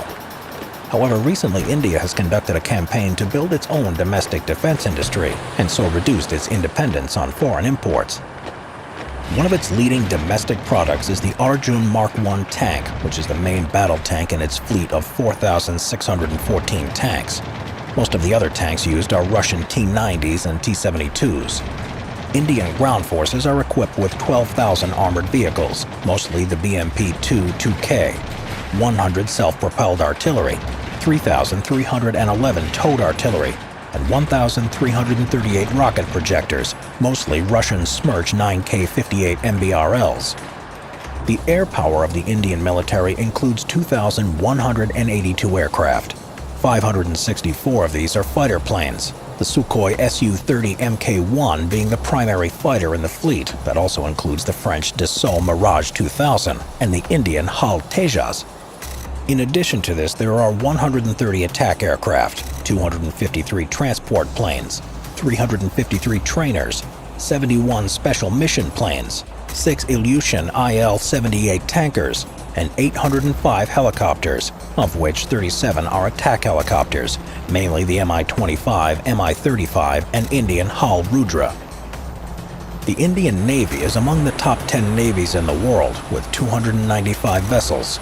India is one of the few countries with an aircraft carrier in its fleet, the INS Vikramaditya, a modified Russian Kiev-class ship, and another undergoing trials. The Indians also have 10 destroyers, 13 frigates, 22 corvettes, 128 patrol vessels, and 17 submarines, including the nuclear-powered attack submarine INS Chakra, leased from Russia. Being one of the nuclear powers, India is believed to have 156 warheads and has developed systems for launching nuclear weapons from the land, sea, and air. The nuclear weapon program is developed primarily as a deterrent strategy against neighboring Pakistan, India's main adversary. At number 1, the Chinese People's Liberation Army. The People's Liberation Army, or PLA, was founded in 1927 and took its present form in 1947 after the Chinese Communist Party took control of the country. For many years, it's had a massive but cumbersome and obsolete military force. However, in recent years, China has undertaken some serious efforts in modernizing its military, so that it has now become the largest military force globally, with the second highest budget and third strongest armed force in the world. As a result, the Chinese armed forces have expressed a clear indication that it intends on becoming a new superpower. The active personnel in the Chinese forces combined numbers 2 million servicemen. Military service is obligatory for all Chinese males from the age of 18. Teenagers are required to register with the Central Military Commission recruitment body. However, mandatory recruitment has been abandoned in China since 1949, as the armed forces have a sufficient number of volunteers to maintain the service. The Chinese armed forces consist of 5 branches: the ground force, the Navy, the Air Force, the Rocket Force, and the Strategic Support Force. In addition to this, the country's entire territory is divided into 5 theater commands that are responsible for the development of tactics and response to threats or crises. Like the rest of the country, the military is under the strict control of the Chinese Communist Party. The PLA even has its members in the national parliament. Being the backbone of the regime, the armed forces are granted a substantial military budget of $250.2 billion. Most of the budget is aimed at purchasing modern weapons and equipment to compete with the other leading military powers in the world. Apart from the procurement of weapons, the Chinese have invested a lot of effort and finances into developing new types of weapons, such as the laser device for tracking submarines at twice the depth than the most sophisticated sonars and magnetic detectors currently can. There are also programs in developing high-powered lasers, high-powered microwave weapons, particle beam weapons, and electromagnetic pulse weapons. A significant step in this direction was also the development of imagery satellites for military purposes. It should be noted that in 2019, China became only the 3rd country to have sent a man into space using only its own technology. Over the years, the Chinese have managed to modernize their arsenal to a similar level to the most developed militaries in the world. The Chinese ground forces have in their armament 5,250 tanks, 35,000 armored vehicles, 4,120 self-propelled artillery guns, 1,734 artillery guns, and 3,160 rocket projectors. Almost the entire arsenal of weapons is the product of their domestic defense industry. This includes, among others, the ZTZ-96 and ZTZ-99 battle tanks, the ZBL-08, ZBD-04A, and the ZSL-92B infantry fighting vehicles, the PLZ-89 and PLZ-05 self-propelled tracked howitzers, and the PHL-8190 and PHL-03 multiple rocket launchers. For combat in the air, the Chinese military has a fleet of 3,285 aircraft. A significant part of this fleet comprises 1,200 fighter jets, 371 attack planes, and 912 combat helicopters. The most notable aircraft are the Chengdu J-10, the Shenyang J-11, Chinese version of the Su-27, and the Xi'an JH-7 jets. In addition to this, the non-combat fleet includes 286 transport planes, 399 trainers, 114 special mission aircraft, and 3 tankers. The Chinese Navy has total assets of 777 vessels, including 2 aircraft carriers, 1 helicopter carrier, 41 destroyers, 49 frigates, 70 corvettes, 79 submarines, of which 8 are nuclear and conventional ballistic submarines, 152 patrol vessels, and 36 mine layers. Like the other top 5 largest militaries in the world, China also possesses a nuclear arsenal. The number of warheads is top secret, but it's estimated at around 350, which makes them the 3rd most powerful nuclear force in the world. However, that number is likely to increase as China is determined to establish its place among the leading military forces in the world. These were the top 5 largest militaries in the world. Their active personnel make up 1/3 of the entire military personnel in the world. With such forces at their disposal, apart from North Korea, these are undoubtedly the powers that will shape the planet's future. NATO Collective Defense Article 5. The NATO Collective Defense Treaty is meant to protect all members of NATO against an enemy incursion, no matter who it's against. The members of NATO are bound together, committing themselves to the defense of the whole. In the simplest terms, an attack against one member of NATO is an attack against every member of NATO. This particular notion is spelled out in its entirety in the Washington Treaty, Article 5. At the end of World War II, the situation in Europe called for a better defensive strategy for democratic nations. Communist movements in Europe, supported by the Soviet Union, culminated in the Czechoslovakian overthrow, effectively ending the democratically elected government therein. Not long after, the Soviet Union stepped up involvement in Germany, blockading the Allies' attempts to secure a position within the struggling German nation, weary after the punishments of World War II. As such, in April of 1949, 12 nations came together to form NATO. Those 12 nations are the United States, Canada, Great Britain, France, Belgium, the Netherlands, Norway, Denmark, Luxembourg, Italy, Iceland, and Portugal. Article 5 was the linchpin of the treaty, ensuring a collective defensive response to any attack on a NATO ally. The primary objective was to create a pact of mutual assistance against the risk of the growing Soviet Union. Within the treaty that the NATO members drew up was Article 5, specifically relating to the military assistance that would be provided should the Soviet Union seek to expand its Eastern European holdings. Article 6 serves to complement Article 5, reinforcing the use of military might should an invasion of any NATO member occur. In the event of Article 5 being invoked, NATO members provide any assistance they can. It is an individual obligation of each ally, with each remaining in control of their own contribution. Even though Article 5 allows for military assistance, it does not require it. Sanctions, embargoes, and various other measures of aid can be deployed as well. Each member of NATO will consult every other member, with the end goal being to restore the security of the treaty. At the onset of Article 5, a disagreement erupted between the European participants and the United States, with Europe wanting to guarantee that any attacks made against them would immediately bring America to their defense. The US, however, did not want to commit to this, and required this be reflected in Article 5. essentially ensuring that they were not obligated to intervene with military deployment against any incursions against NATO allies.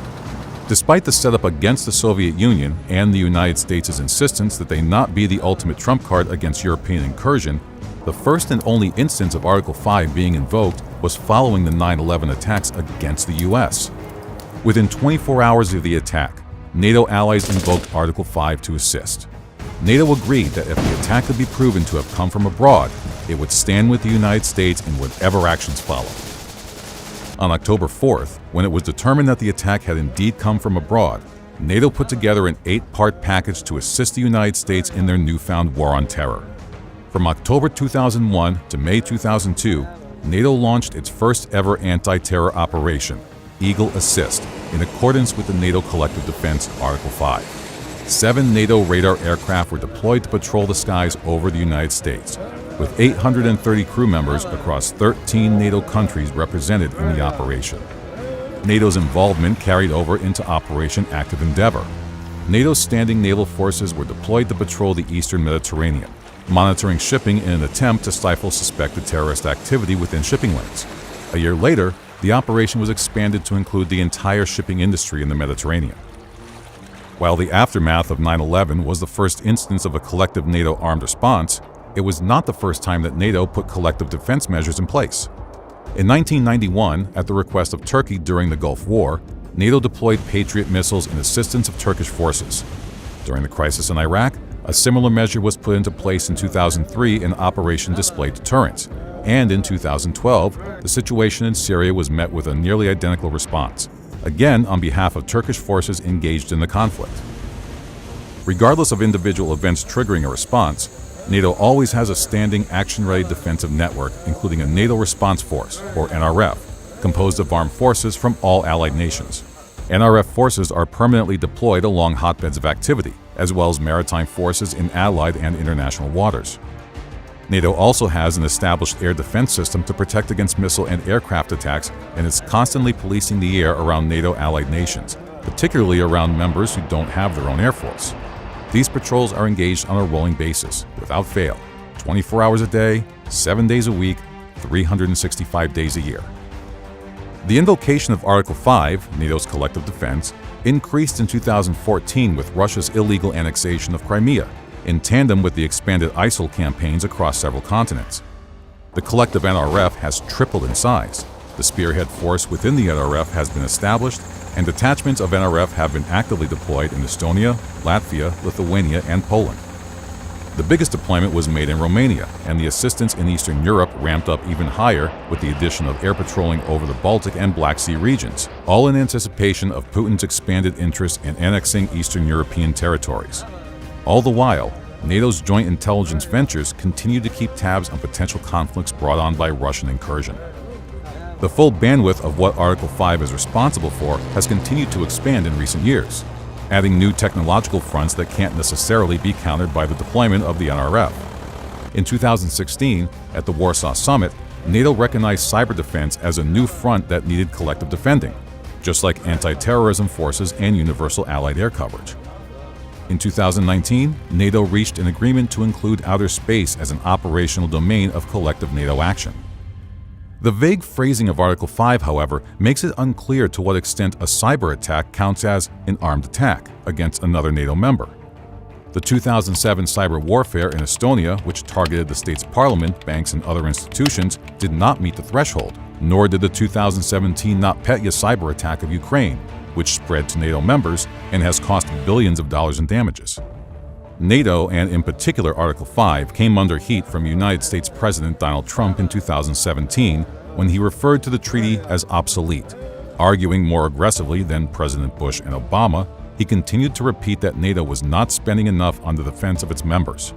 Yet not long after, Trump reaffirmed the U.S.'s commitment to Article 5 and the collective defense of all NATO allies, a commitment that has been reasserted by newly elected President Joe Biden.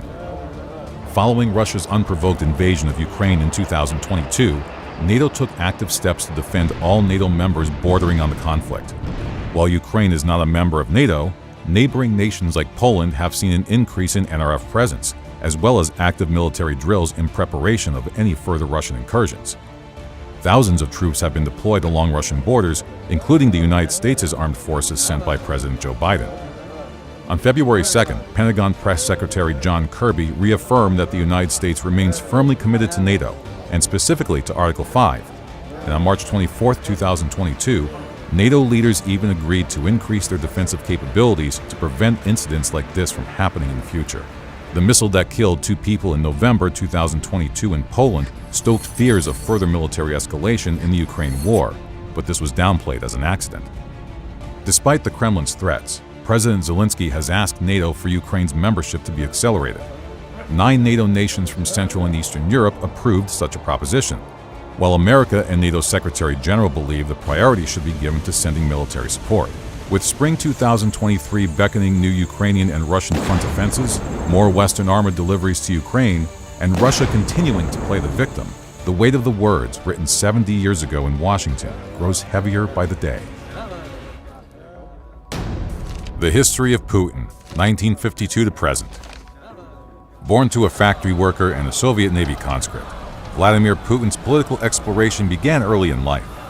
From a young age, he enjoyed reading the works of known communists Karl Marx, Friedrich Engels, and his namesake, Vladimir Lenin. That foundation in politics carried on into college.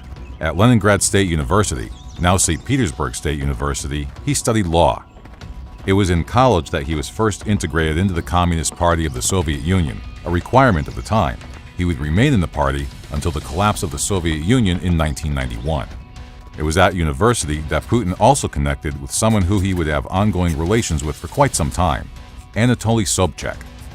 Sobchak would go on to co-author the Russian Constitution and contribute massively to Putin's rising career in politics. In 1975, just 23 years old, Putin hit the first major milestone of his life, joining the KGB. Throughout a 16-year career that kick-started his ongoing meteoric rise, Putin served in many capacities. He started in counterintelligence before being transferred to the monitoring of foreign dignitaries. After transferring to KGB headquarters in Moscow, Putin received his first mission going undercover. From 1985 to 1990, he was stationed in Dresden, East Germany, where he retained the cover of a translator. His time in Dresden was met with mixed results. Many intelligence experts, both now and then, assessed that the mass of press clippings he and his colleagues compiled amounted to absolutely nothing. Just another confusing chapter in the muddled history of the KGB. German intelligence officers and KGB colleagues alike downplayed Putin's activity, though it has since been claimed that this was done on purpose to cover for Putin's successes in support of the Red Army. Putin had integrated himself so well into East Germany, however, that he had to resign from the KGB in 1991 under suspicion of his loyalty, after which he returned to Leningrad, again linking up with Anatoly Sobchak, now mayor of the city, therefore beginning the second and shortest phase of his life, local politics. Here he served as an advisor to Sobchak, and various sources indicate that Putin may have worked as a taxi driver as well, to make a little extra money on the side. However, as always seems to be the case with Putin, a promotion was never far away, and he became the head of the Committee for External Relations. His role there was to promote international business ventures. That's when the first signs of corruption took root. A city investigation was launched into his dealings, and while the conclusion was that he should be fired, Sobchak retained the services of his longtime protege.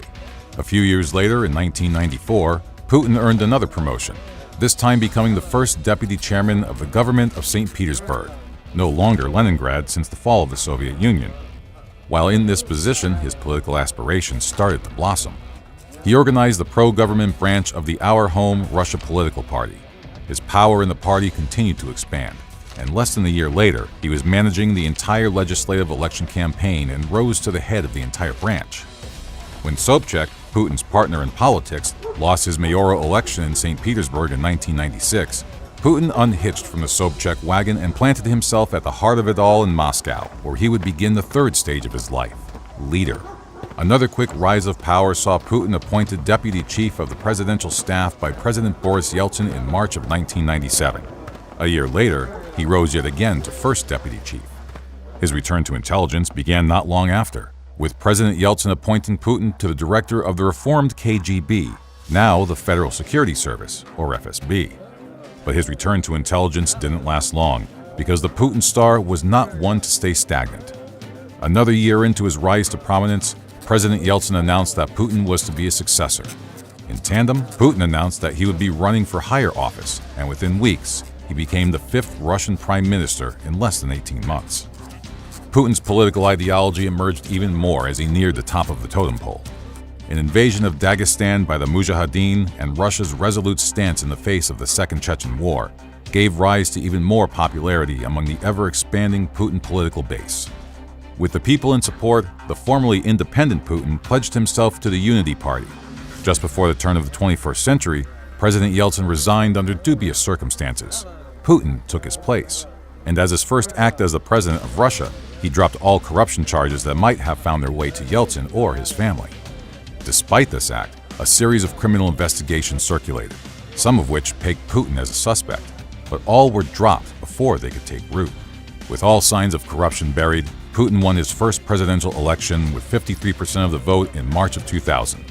He used his first term to work towards the reconstruction of the impoverished, while simultaneously winning the complete support of the Russian oligarchs, former Soviet businessmen, rich off their spoils of their country, thus securing Putin's base of power. He suppressed all rebellions in Chechnya as it integrated back into Russia, and easily secured his second presidential term in 2004, earning 71% of the vote.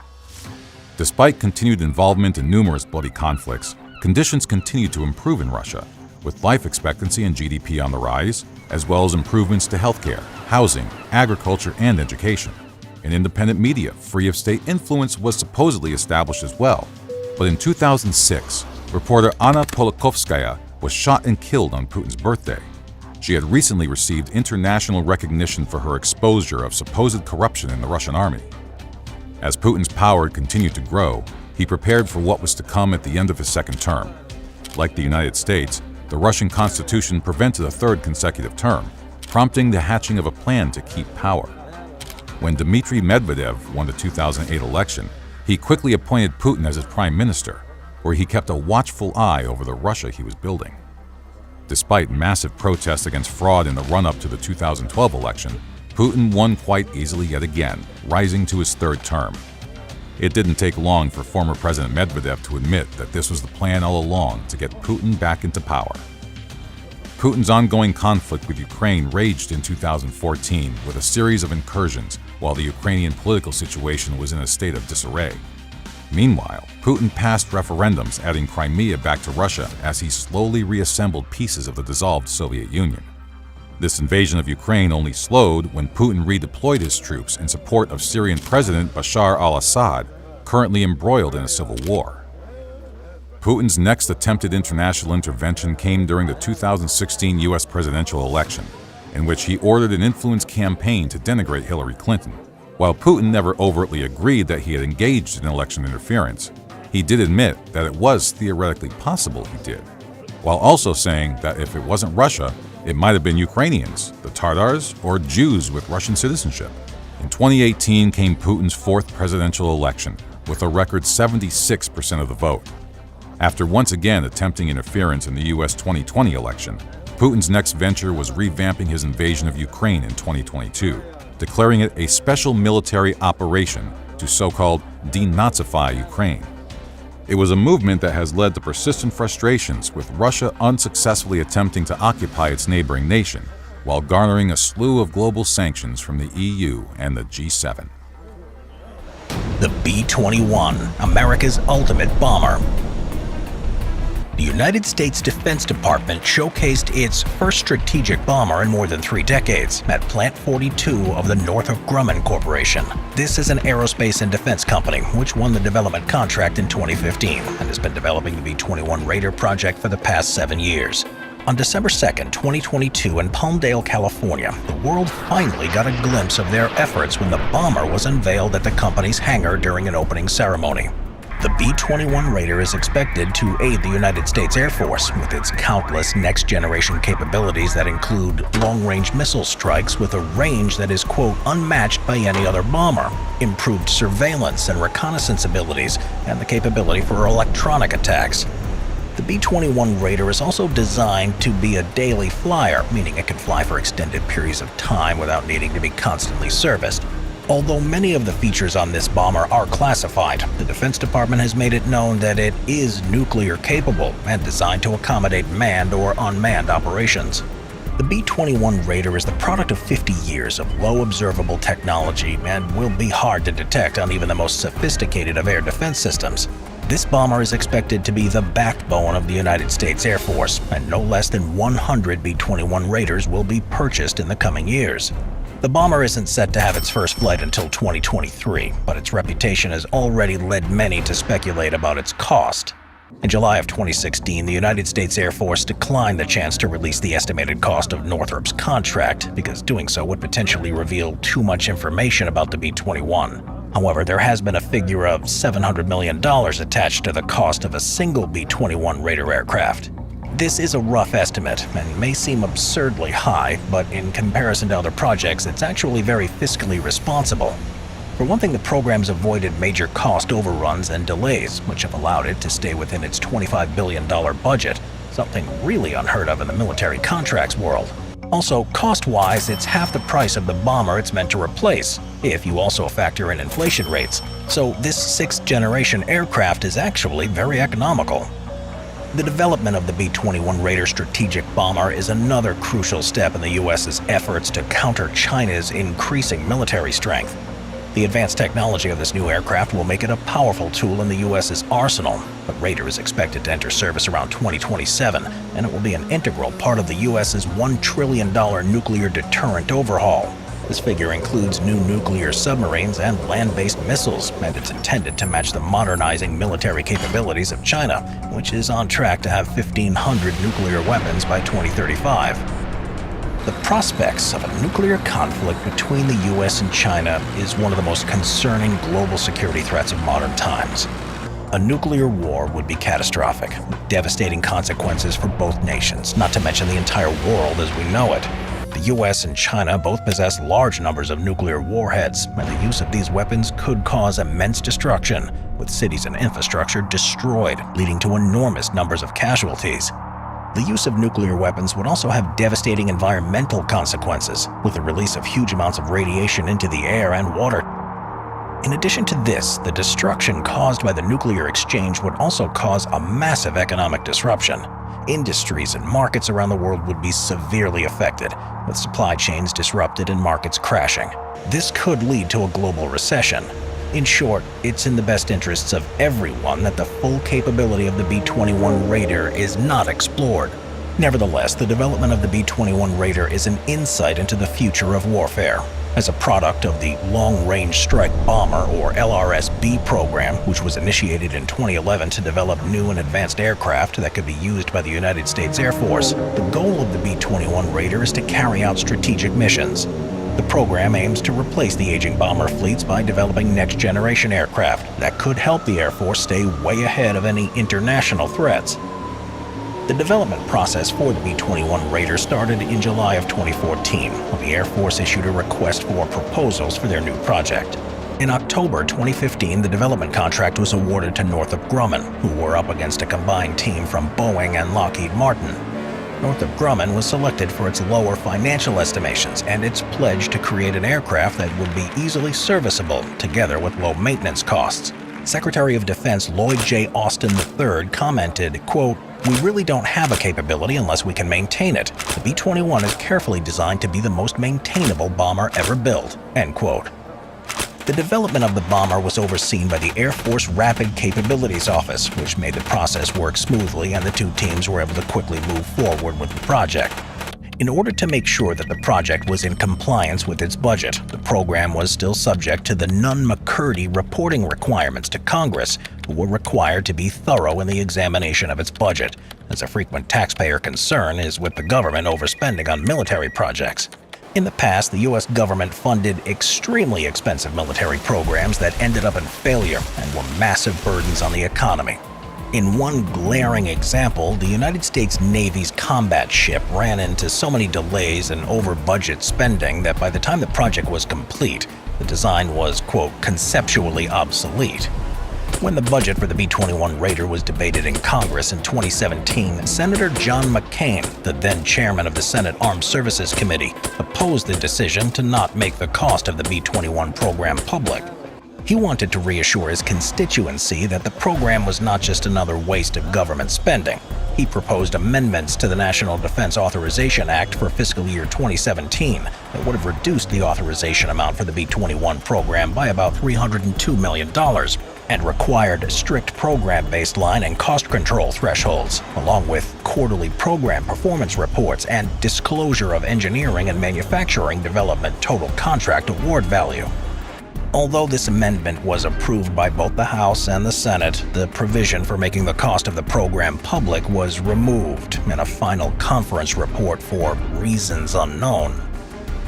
The legacy of this aircraft is yet to be written, but its name is indicative of the expectations the United States Air Force has of it.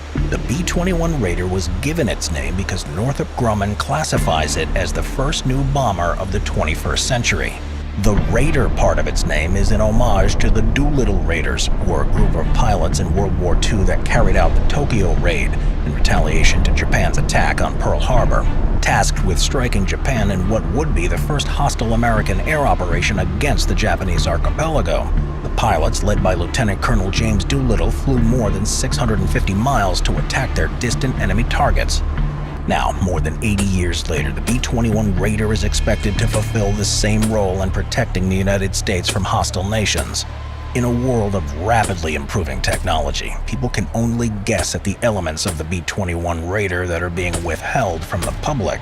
The true capabilities of the bomber may not be known for generations to come, but with the B-21 in service, those generations can rest safe in the knowledge that their country is being protected.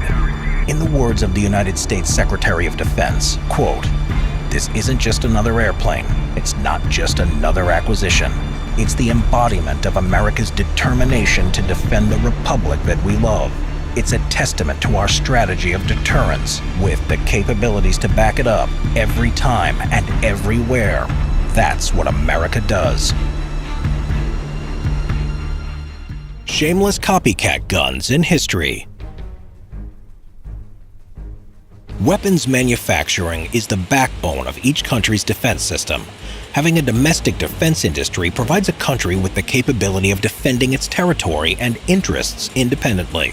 Production of weapons, even if they're small arms, is an expensive and complex business, however. It takes a lot of time, expert knowledge, and money to design the weapon, test it, and finally put it into production. That's why many countries resort to the licensed production of firearms. It's far cheaper and more efficient to produce a weapon that another country has developed. It can, however, come at the price of political and diplomatic strain. It's not uncommon to find that some countries resort to unlicensed weapon production, usually by industrial espionage, and be used to make copycat weapons. Some of these weapons have only a couple of so-called borrowed features, while others are complete clones of the originals. The MP-3008. From the offset of World War II, Germany was one of the few countries whose soldiers had been issued with submachine guns. These came from the vast arsenal of weapons that they managed to mass-produce during the build-up to hostilities, the main iconic one being the MP-40. During the early stages of the war, Britain and her allies had absolutely nothing to match these new, light, rapid-firing weapons. So instead, they began to purchase thousands of US-made Thompson M1928 and later M1A1 submachine guns. This was still not enough to match the Germans, however. The solution was the Sten submachine gun, a simple design and, importantly, a low production cost weapon. Millions of Stens, consisting of various versions, were produced during and after the war. The weapon, over its period of use, developed a poor reputation and was regarded as being one of the least popular submachine guns of the time, only being accurate at very short ranges.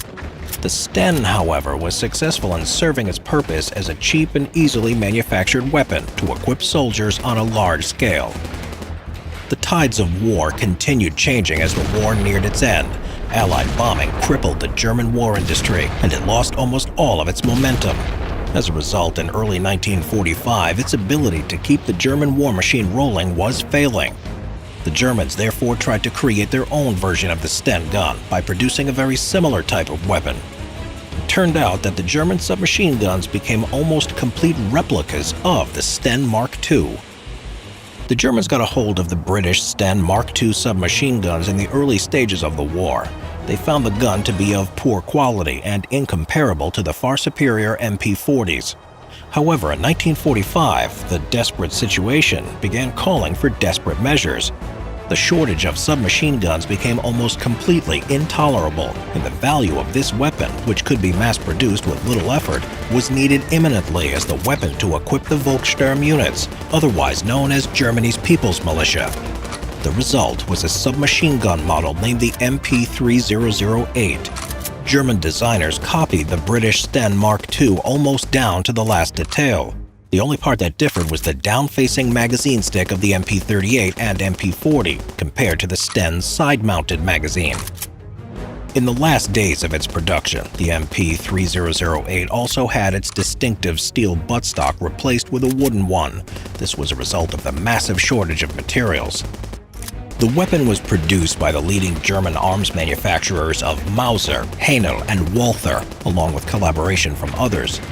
No more than 10,000 copies of the weapon were made before the end of the war. However, the Mauser factory continued to produce a very similar version known as the Gerät Potsdam, or the Potsdam device. This weapon was another clone of the Sten Mark II. In the end, neither of these submachine guns helped the Germans avoid total defeat in the war. In fact, it only revealed the true desperation the Germans felt in the last days of the war. The IMI Galil. When a country's safety is at stake, all options are on the table, including copying weapons. During the Six-Day War, the Israelis discovered that their standard Army-issue FN-FALs performed poorly in the desert conditions, compared to the Egyptian Soviet-built AK-47s. Although often less precise, the AK-47 was a far more reliable and sturdy weapon. More importantly, it could withstand almost all types of conditions, and that was what the Israelis were looking for, great reliability. The end goal was to create an AK-47 version that could be as precise as an M16 or FN-FAL. The government opened a competition for a new standard-issue assault rifle. Out of the several designs considered, the Israeli government ended up choosing a rifle designed by Yisrael Galil, a Palestinian inventor, and his colleague Yaakov Lior. Since the Army was looking for a rifle similar to that of the AK-47, Galil and Lior resorted to copying the mechanism and the receiver design from another AK-47 copy, the Finnish RK-62 assault rifle. The Finns had based their design on a Polish license-built AK-47. This resulted in the production of a very high-quality weapon. The superior build quality was exactly the reason that the RK-62 caught the Israelis' attention. After thoroughly researching the Finnish rifle, Galil and Lior used it as a base for their design. The first Galil rifles to be manufactured had the actual receivers from the RK-62 built into them. The Galil platform contained a Kalashnikov pattern gas-driven piston system. The crucial difference was that the barrel was chambered for the NATO 5.56 by 45mm round, unlike the RK-62, which fired 7.62 by 39mm rounds. Using the 5.56 rounds produced a much higher operating pressure and therefore called for a change in the receiver design. Instead of using the stamped and riveted steel sheet metal receivers, Galil introduced a milled forged type. These improved the rifle's durability but also increased its overall weight. Along with the standard AK-47 type fire selector switch on the right-hand side of the receiver, the Galil also had a thumb selector on the left face, just above the pistol grip. The tests conducted in the late 1960s and early 1970s acted as an assurance for the Israeli military that choosing the Galil rifle as the new standard-issue rifle was the right decision. Following this, the rifle began being produced by the government-owned Israeli military industries, hence the abbreviation IMI Galil. Starting from the mid-1970s and for almost 2 decades, the IMI Galil, the pride of the domestic defense industry, was the official service rifle of the Israeli Defense Forces. However, the events of the 1973 Yom Kippur War forced the Israelis to arm their soldiers with another rifle.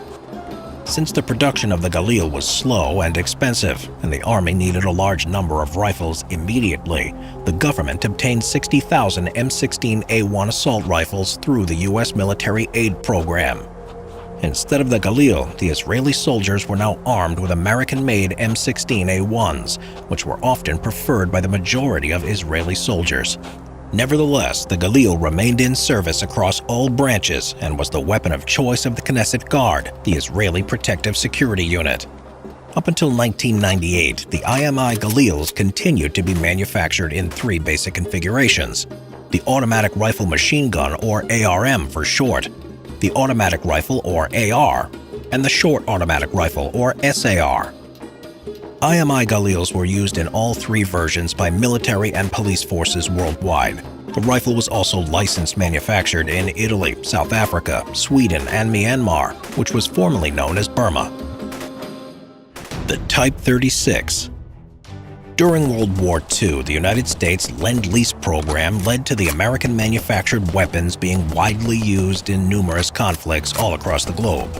For example, American guns were used by Allied troops as well as by guerrillas in the Balkans, as well as by troops of the Kuomintang in China. As part of this program, nationalist Chinese forces received large quantities of the U.S. M3 and M3A1 grease gun submachine guns. When the war ended and the Lend-Lease program ceased, the import of these firearms to the country was reduced significantly. However, the nationalist Chinese forces were still in need of weapons because of the domestic hostilities between the nationalists and the communists, which raged for another 4 years after World War II had ended. After the communists had eventually gained the upper hand by utilizing large amounts of weapons abandoned by the Japanese after the Second World War, the nationalists tried to match their strength by increasing their own arms production. For this purpose, the nationalist-controlled Shenyang arsenal near Mukden began production of grease gun copies. The submachine gun, which was a near-exact copy of the M3A1, was designated the Type 36. The name came about because they adopted it in the year 1947, otherwise known as the 36th year of the Chinese Republic calendar, which started in 1912, the year when the Republic of China was founded. Although the Type 36 used the same 45 ACP ammunition and differed from the M3A1 only by a different barrel nut and the lack of an oil container inside the pistol grip, most parts were not interchangeable. Despite being a very close copy of the grease gun platform, the Type 36 was a comparably low-quality weapon. Although a seemingly simple weapon, the grease gun required a complicated manufacturing process involving large stamping machines, something the Chinese did not have at the time. Still, the fact that the Shenyang Arms Company lacked the proper machinery did not stop the nationalists from producing around 10,000 copies of the Type 36. The Type 37 was introduced the following year, this time chambered for 9mm parabellum rounds.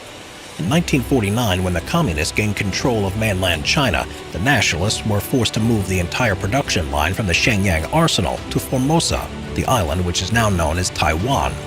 There, they continued the production of the Type 37 under its new designation, the Type 39. During the hostilities, the communist forces captured a significant amount of the Type 36s and Type 37s. They later used these weapons against the Americans in Korea and Vietnam. The Norinco CQ-311. The Chinese did not stop copying American weapons with the Type 36 grease gun clone. In fact, the act of copying weapons has continued in the country right up until the present day. One of the most blatant examples of a Chinese copy is the CQ-311, a 5.56mm caliber assault rifle manufactured by the notorious Norinco Company. The CQ-311, or the CQ-M311, was introduced in the early 1980s and is a direct clone of Colt's AR-15 platform, more specifically the M16 series of rifles. Like the original, the CQ-311 is also produced in two versions, the military version with selective fire and the semi-automatic version for the civilian market, designated the CQ-311-1. Although a direct copy of the American M16, the CQ-311 has several minor differences, the most recognizable being the curved hand grip. Apart from that, the CQ-311 also has a different forestock and foresight. What can't be seen, though, is the difference in the quality of the materials used. While Colt uses T70-74 aluminum in the manufacturing process, Norinco uses T60-60 aluminum, which uses metal injection molding rather than the arguably superior forging technique the American company uses. The clone CQ-311 has the same barrel as the original M16, with a length of 19.9 inches or 508 millimeters, as well as a 1 in 12 rifling twist, which allows it to fire the same type of ammunition, the 5.56mm ball M193 NATO cartridge. Along with this, Norinco has also cloned the ammo and designated it the Type CJ cartridge. The civilian version uses the 223 Remington commercial cartridge. In 2006, Norinco introduced a carbine version, the CQ-311 Type A. Needless to say, the carbine was also a clone of the American M4A1 assault carbine. Despite being a state-owned defense corporation, Norinco's CQ-311 assault rifles are produced for export only. Not a single copy has been issued to the Chinese armed forces. However, armies and police forces worldwide, mainly in Africa and Asia, have the CQ-311 in their armaments, primarily because of the low cost of the weapon. The commercial version was also sold in the United States and Canada, but was later prohibited in 1989 and 2020 respectively. However, this version can still be bought in Italy, Ukraine, and South Africa. Although a lesser quality weapon, the CQ-311 remains in competition with the American manufacturers, primarily because of its significantly lower cost than the real thing. The M53 machine gun. Straightforward cloning is almost always performed in a manner known as reverse engineering. This process involves deconstructing the target weapon into individual components to extract design information. Once obtained, the data is merged into technical documentation needed to manufacture the clone. After World War II ended, Yugoslav engineers from the Crvena Zastava factory used this method to make a copy of the notorious German MG42 machine gun, which they called the M53. Being one of the best machine guns of the war, the MG42 was used extensively in the post-war years as a model for licensed and unlicensed production. Other manufacturers directly copied parts of its mechanism in the designing of new types of machine guns. The Yugoslavs took advantage of the fact that the Germans had occupied the country during the war and that hundreds of MG42s were left behind by the occupying troops. The captured guns were issued to the newly formed Yugoslav People's Army, whose leaders decided to make the MG42 the standard issue machine gun. Since there was no way of purchasing it from the Germans, the Yugoslavs had to make their own copies. Even though they had original examples at their disposal and probably had access to the original technical documentation provided by the Soviets, creating a clone weapon remained a difficult task. The main problem was the standard Yugoslav 7.9mm cartridge, the Ball M49. Even though it was the same caliber as the 7.92 by 57mm Mauser cartridge that the MG42 used, the M49 had a somewhat heavier bullet which produced frequent jams, as well as broken shell casings and other weapon parts. The Yugoslav engineers approached Rheinmetall for help, but were turned down by the Germans, who didn't want to take part in the reverse engineering of their own design. Eventually, one of the Yugoslav engineers approached Professor Werner Gruner at the Dresden Institute of Mechanical Engineering, the original designer of the MG42. Gruner obliged and offered his assistance. Thanks to his help, the Yugoslavs solved the problems of shortening the length of the recoil spring and thus reducing the rate of fire. In 1953, Rheinmetall sued the Yugoslavs at the International Court of Justice in The Hague for violating their patent rights. The Yugoslavs won the case, however, by claiming that the patents were part of Germany's post-war indemnities. The Yugoslavs ultimately produced over 40,000 copies of the M53 before the Soviet PKM general-purpose machine gun later replaced it. In the world of weapons manufacturing, copying is a common occurrence. Most often it comes as a part of various license agreements. There are examples, however, when manufacturers resort to illegal methods of obtaining technical documentation for the weapons they wish to create. The result is often a blatant, shameful ripoff of the original. Convicts recruited as soldiers. In times of war, desperate measures are sometimes needed to be taken, and nations would turn to the criminal elements of society to swell the ranks of their armed forces.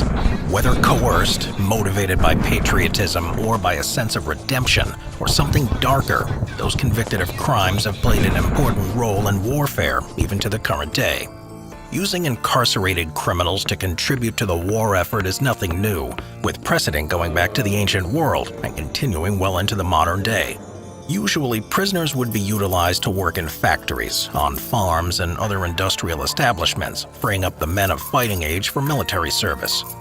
Prison production facilities would be converted for military use, with the inmates providing a readily available labor force.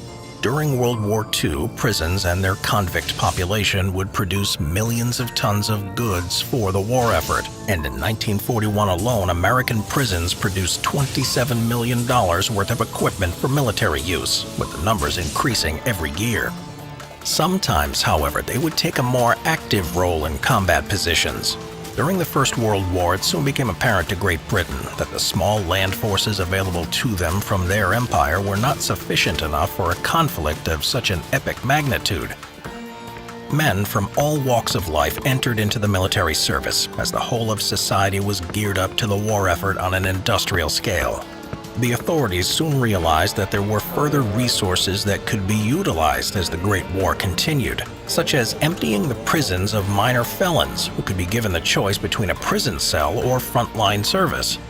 Throughout the history of the British Empire, military service, especially in the rank and file, often had a significant amount of criminals, vagabonds, and other undesirable elements of society in it. The Duke of Wellington famously referred to the soldiers of the British Army during the Napoleonic era as the scum of the earth. By the First World War, these attitudes had changed, and the military was seen as an honorable profession, but the precedent of using criminals remained. There were still concerns, however, as it was believed that those with a tendency for unlawful behavior lacked the moral character for the self-sacrifice needed for service, or the discipline needed for the military to function properly. Still, prisoners joined the ranks, many of whom fought honorably and with distinction. William Mariner, for example, won the Victoria Cross in 1915 for destroying a German machine gun nest single-handedly, even though before the war he was convicted of burglary. In addition to gaining their freedom, many prisoners would also be motivated by patriotism and a desire to redeem themselves in the eyes of their countrymen. During the Second World War, American convicts were given the opportunity to serve in the armed forces in a combat capacity. These men were petty criminals who would receive an early parole and were quite often dishonorably discharged former servicemen who hoped to recover their honor through combat. Those with life sentences or convicted of severe violent crimes would be excluded from this process. In Oklahoma, many incarcerated inmates appealed directly to President Franklin Roosevelt, asking to be sent on particularly dangerous missions. "That's a job that would just suit us," stated one man in a letter to Roosevelt, speaking on behalf of his fellow inmates. "Please help these men to redeem themselves in their own eyes, as well as in the eyes of the world." Meanwhile, thousands of miles away on the Eastern Front, prisoners were also used on the front lines. The titanic struggle between Nazi Germany and the Soviet Union required massive amounts of manpower, which were quickly being depleted due to the appalling attrition rates. As the losses on both sides spiraled, they both made extensive use of penal battalions. These units would be made up of political prisoners, criminals, deserters, and in the wake of Joseph Stalin's infamous Order 277, commonly known as the Not One Step Back Order, soldiers who had retreated without orders or broke discipline due to cowardice or instability. These men would be placed in the most difficult and hopeless situations or used on suicide missions where their lives were seen as expendable. Clearing minefields, spearheading advances against enemy strongholds, and other tasks that had a high mortality rate, these men were seen as little more than cannon fodder, a resource to be used and expended by their commanders as they saw fit. The men, however, fought as a chance to redeem themselves. In the Soviet Strafbad, a soldier that was seriously wounded was seen to have paid for his sins with blood and was allowed to return to his previous life. There were other, darker reasons for using criminals on the front lines. One of the challenges of turning civilians into soldiers is breaking a lifetime of social conditioning, training the average person into someone who is willing to kill their fellow man and performing other tasks that are unacceptable in peacetime society. One of the main functions of basic training is to rid the recruit of these notions. While many had concerns that the criminals' nature made them unsuited for combat roles, as they lacked the required discipline and self-control, many others argued that they made the perfect soldiers. There would be no need to break their social conditioning, as a willingness to cause harm to others was already a part of their nature, or so it was believed. Many less scrupulous militaries took advantage of this, deliberately placing those convicted of crimes into frontline positions. None were as infamous as the Döllwagner Brigade. Attached to the Waffen-SS, these men were drawn from Germany's prison population. Their leader, Oskar Döllwagner, was a convicted criminal and rampant alcoholic who formed his brigade on the express orders of Heinrich Himmler himself. Their mission was to hunt down and destroy partisans operating in Nazi-occupied Eastern Europe. At first, the unit was recruited from imprisoned poachers, men whose skills would be useful in hunting down insurgents, though over time more criminals would join their ranks, regardless of the nature or severity of their crimes. Initially, they were sent to the Lublin district in Poland, a place reserved for deported Jews. Almost immediately, the unit began its long history of atrocities, with lootings, arson, assault, and murder becoming almost a routine occurrence. The Döllwagner Brigade was then sent to Belarus, where they began anti-partisan operations. In order to combat the growing threat of these resistance fighters, the brigade was heavily involved in creating dead zones, where entire villages and towns would be depopulated, which meant either being killed or moved on to concentration camps. During their operations, the brigade is reported to have killed 15,000 people in a 15-month period, many of them being partisans, but no doubt the majority were civilians, though any official report failed to mention any distinction between the two groups. One of their favorite tactics was to round up civilians and force them into barns, and then set the building on fire. Anyone who tried to escape would be shot by the men waiting outside. They were also utilized in 1944 to put down the Warsaw Uprising, where once again they used indiscriminate violence, murdering, assaulting, and abusing civilians and combatants alike, participating in the infamous Wola massacre, where between 40 and 50,000 Poles were killed. The men of the Döllwagner Brigade were selected not for their abilities, but rather their antisocial personalities, which suited the Nazi government's aims perfectly. Using prisoners to fight is a practice that continues to this day. As the war between Russia and Ukraine continues on, the former is allegedly tapping into its prison population to fill the ranks of the army. Recently, footage has been leaked of Yevgeny Prigozhin, the alleged leader of the Wagner Group, who was seen visiting several Russian prisons, offering the inmates their freedom and a pardon for their crimes in exchange for a 6-month term with the organization. The Wagner Group is a private military contractor with close ties to Vladimir Putin and is reported to have operations in Africa, Georgia, and Ukraine. According to one prisoner who was approached, anyone willing to fight in Ukraine will be allowed to, regardless of the crimes he committed, and the only restriction being the physical fitness of the inmate. He then went on to state that once in Ukraine, the prisoners will be allowed to act with complete impunity there. He continued stating that prison turns you into an animal. Their hands will be untied there. In spite of the promise of freedom, Prigozhin made it clear that the men were not likely to survive.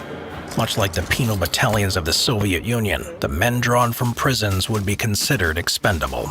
He promised we would be free if we fought for 6 months, but he warned that few of us would come back, stated one inmate. Another said, "He wasn't trying to sweet-talk us. He said we were going to hell." There are reports that prisoners are not only joining Wagner, but also the regular Russian military. According to one NGO, an alleged 11,000 convicted criminals have agreed to join the military.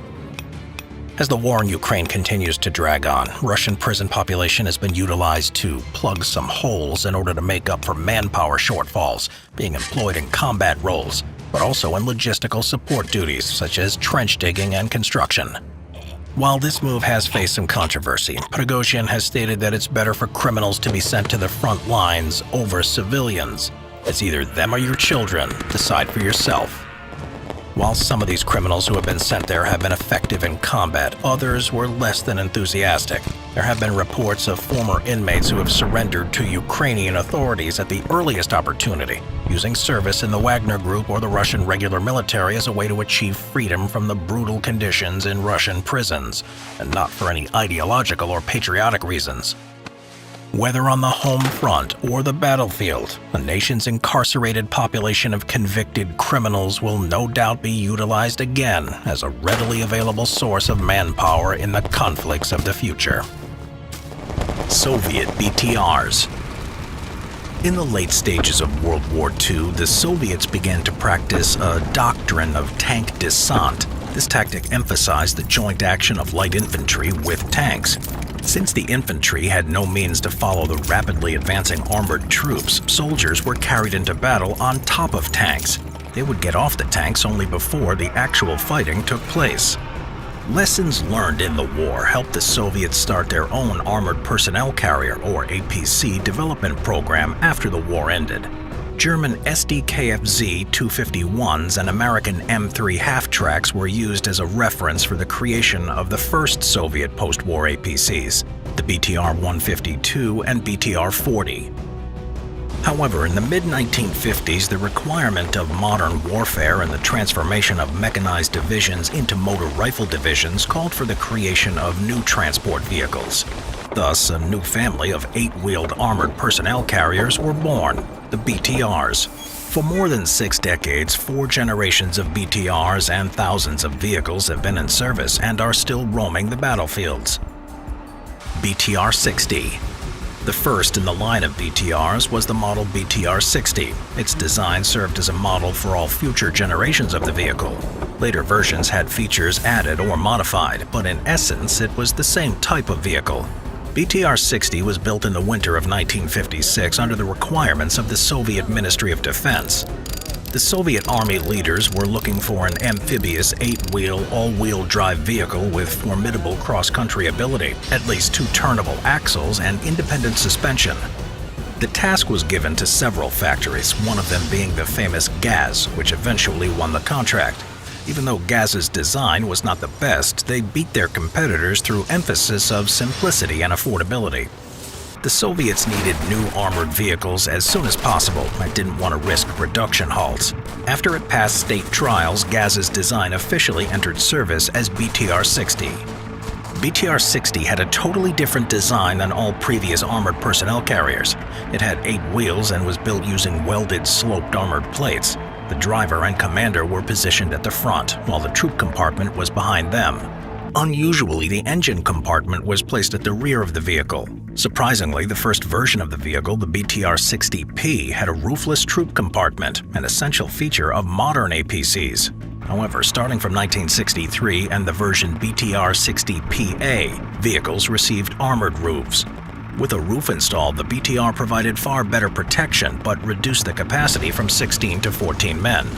The drawback of the vehicle was that it had no side doors. Instead, the crew and the troops had to use overhead hatches on the vehicle's roof to exit, which left the vehicle exposed to enemy fire from above. In 1965, the BTR-60PB was introduced, which strove to meet new wartime standards for APCs, with the addition of a machine gun turret on top of the roof. With the introduction of a turret, the crew was forced to accommodate a gunner position, which limited the number of soldiers in the compartment area to 8. The BTR-60 was powered by 2 90-horsepower, 67-kilowatt, 6-cylinder gas engines that allowed a maximum speed of 50 miles an hour, or about 80 kilometers an hour on the road. One engine powered the first and third axle, while the other powered the second and the fourth axle. This way, if one of the engines failed, the vehicle could continue running at a reduced speed. Being a fully amphibious vehicle, the BTR-60 could safely move troops across bodies of water. Before entering the water, a rear 2-wing lid opened to reveal a water jet, which could propel the vehicle up to 6.2 miles per hour, or about 10 kilometers an hour. A trim vane was also erected at the front to prevent water from flooding over the bow. The BTR-60 was produced from 1960 to 1976 and saw extensive use in countries such as Afghanistan, Cuba, Egypt, Iran, and Ukraine well into the 21st century. It showed several drawbacks, however, one being the armor thickness ranged from 5mm to 9mm, and as such provided good protection against assault rifles from any distance and machine guns at a more considerable distance. But it was ultimately unsatisfactory to withstand the impact of RPG rounds, which were becoming more common. The engine also suffered from a hot climate. The turret elevation of only 30 degrees was a problem because it didn't allow the gunner to engage the enemy attacking from higher ground. By the beginning of the 1980s, most BTR-60s were replaced with newer generation BTR-70s and BTR-80s. Those that remained were sent to border units and exported to third world countries. BTR-70. In 1971, GAZ engineers began developing the BTR-70, the next generation of armored transporters. To improve combat capabilities, the BTR-70 was designed to overcome the drawbacks of its predecessor. To begin, the internal seat arrangements were modified. A seating bench for 6 soldiers was positioned along the middle of the compartment. Soldiers inside sat back to back, each of them facing side fire ports. 2 more soldiers were sitting on single seats behind the crew with their fire ports facing forward, and the space between the second and third axles was increased to add a small exit hatch. The BTR-70 was also powered by 2 ZMZ 4905 115 horsepower or 85.76 kilowatt gasoline engines. Like its predecessor, the BTR-70 was widely used in Afghanistan, showing the same weaknesses. Most notably, though, this vehicle can still be seen on the battlefields in the war in Donbass and the Russian-Ukraine war. BTR-80.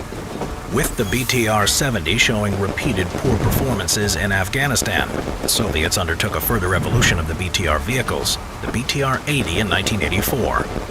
There were 4 main differences between it and the BTR-70, the first being the engine. Instead of twin gasoline engines, the new BTR-80 had a single 260 horsepower or 194 kilowatt turbo V8 diesel engine that called for a new arrangement at the rear of the vehicle.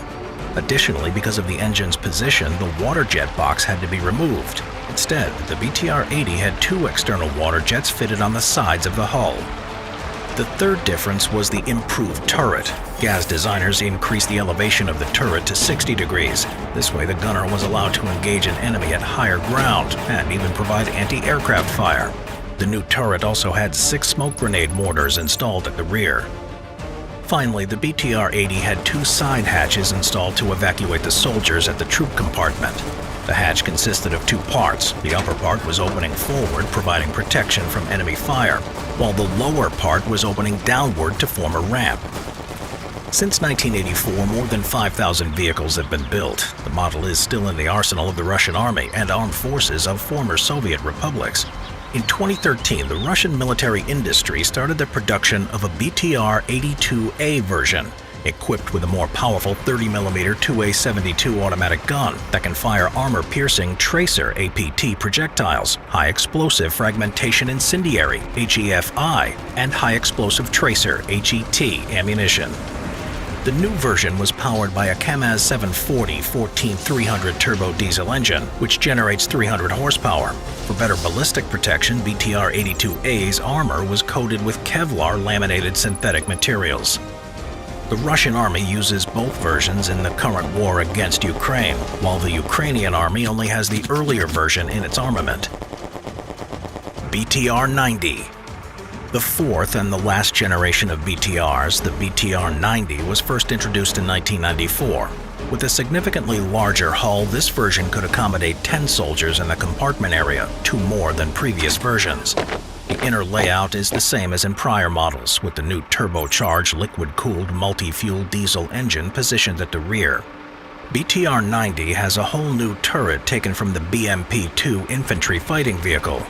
The turret is armed with a 30mm Shupanov 2A42 gun, a 7.62mm PKT machine gun, and a 9M113 Konkurs anti-tank guided missile launcher. In addition, the turret can be adapted to use a more advanced 9M133 Kornet anti-tank guided missile launcher. Armored protection of the BTR-90 is also improved and can withstand shots from 14.5mm rounds. Furthermore, there is a possibility to increase the protection by adding explosive reactive armor panels. Currently, the BTR-90 is not in the service of the Russian armed forces, and the model is intended for export only, having been overshadowed by the BTR-82.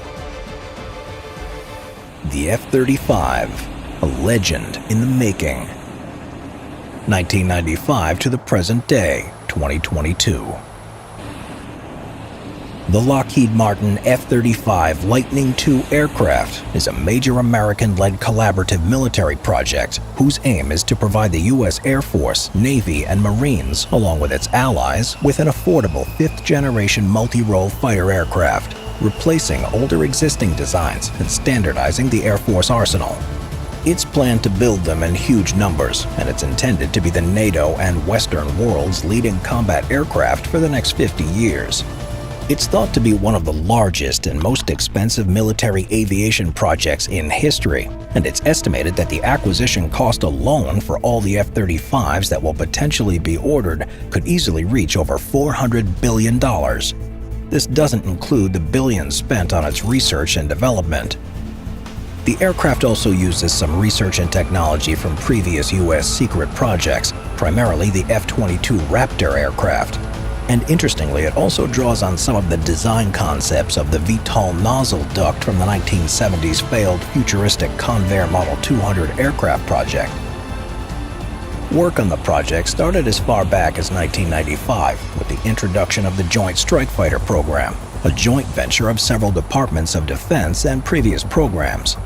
Two designs were competing at this stage, the Boeing X-32 and the Lockheed Martin X-35, with the latter winning the competition. The X-35 was a concept demonstrator aircraft that had its first flight in October 2000, and by the next year it had already managed to take off, achieve supersonic speed, and land vertically. It had outperformed the Boeing X-32 and became a foundation for the F-35 project that would follow. After a period of intense testing, Lockheed Martin became the prime contractor for the entire project, supported by Northrop Grumman and BAE Systems. They then started to develop the slightly larger F-35 model, a high-tech single-seater multi-role all-weather combat aircraft. It had a highly capable engine and was truly an advanced stealthy design, and therefore began the lengthy and complex process of system integration. The key backer of the project is the United States, with the United Kingdom becoming a major investor. Other countries who have given significant financial backing to the project includes Italy, the Netherlands, Turkey, Australia, Norway, Denmark, and Canada, with further commitment and participation from Israel, Singapore, Belgium, Finland, Poland, Japan, and South Korea, though in 2019 Turkey was dropped from the project due to security concerns.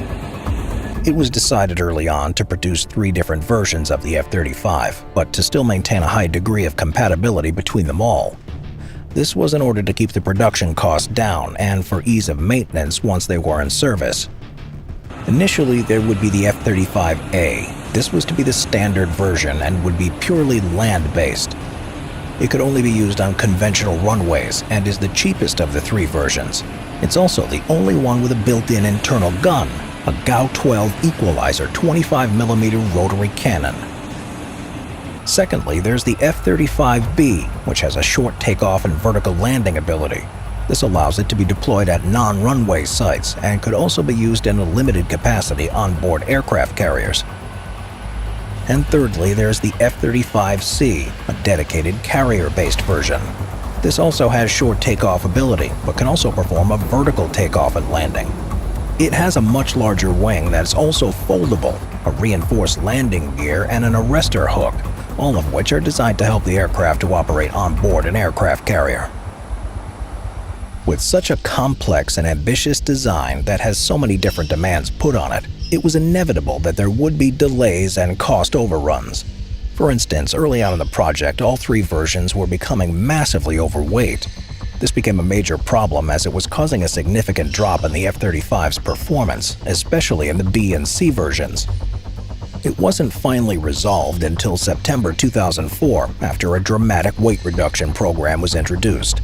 This added an additional cost of $6.2 billion to the project and resulted in an 18-month delay in the F-35 development schedule.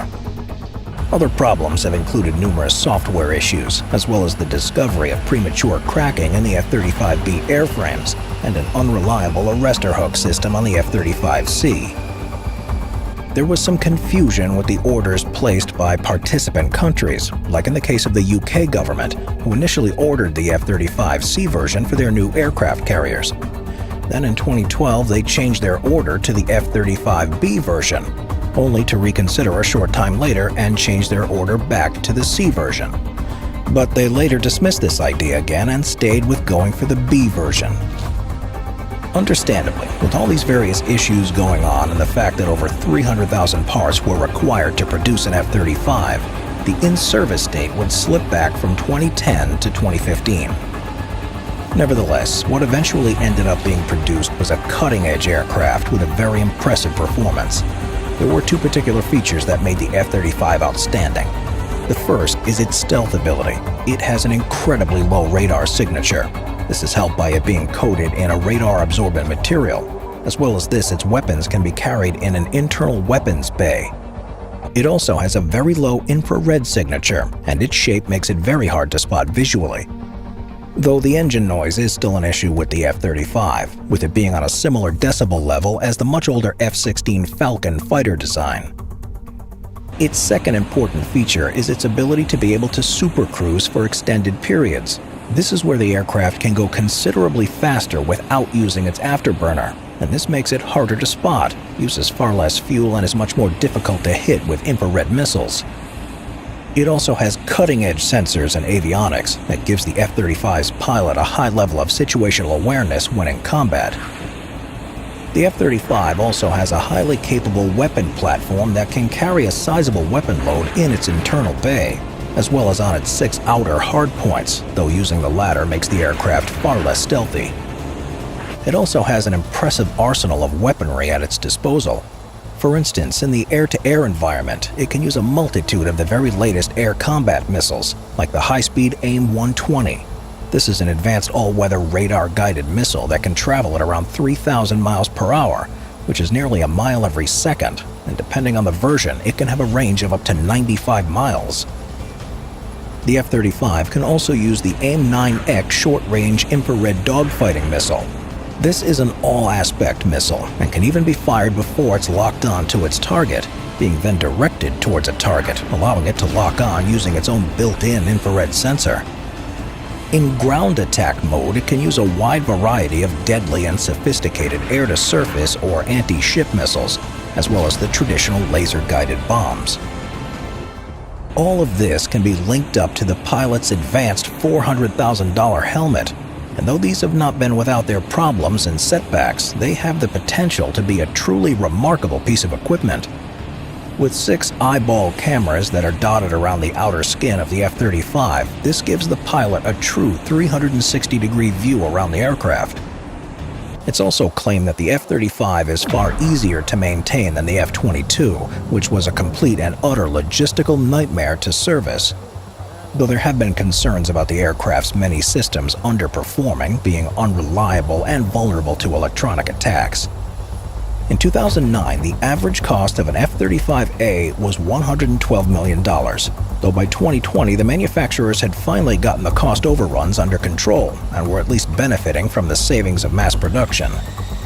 So, with over 500 F-35s having now been delivered, the average price of one has been reduced to $91 million. By 2022, most of the project's customers had received some of their orders or were due them very soon. Currently, it's planned to produce about 3,100 of these aircraft, with the production lines projected to stay open until the 2050s, but this figure's constantly under review. It's very likely to change in the near future, as budgets and political priorities change, as well as possible new customers coming on board from countries such as Switzerland and the United Arab Emirates. But there are still relatively few 5th-generation aircraft in service in the world today, and they are untested in battle. So far, the F-35 has been involved in some combat operations, like in September 2018 when one attacked a Taliban target in Afghanistan. And in 2019, it was reported that the British RAF F-35s carried out several reconnaissance missions in combat zones over Iraq and Syria. Both of these operations were carried out without loss or incident. The Israeli Air Force successfully intercepted 2 Iranian drones in March of 2021, which were carrying weapons into the Gaza Strip, the first operational interception and elimination of this type of aircraft. In May 2021, the F-35s took part in Operation Guardian of the Walls, attacking launch pads and positions of multiple rocket launchers belonging to Hamas. To date, the F-35 did not take part in dogfights or any other combat between fighters. Therefore, we have yet to find out whether all of this expensive technology and ambitious design concept will actually pay off against actual enemy aircraft or a dedicated air defense network. Worryingly, there are already concerns in Allied military circles that, despite future upgrades, the F-35's stealth ability might be seriously compromised within the next 10 years by newly emerging technology. The T-14 Armata tank.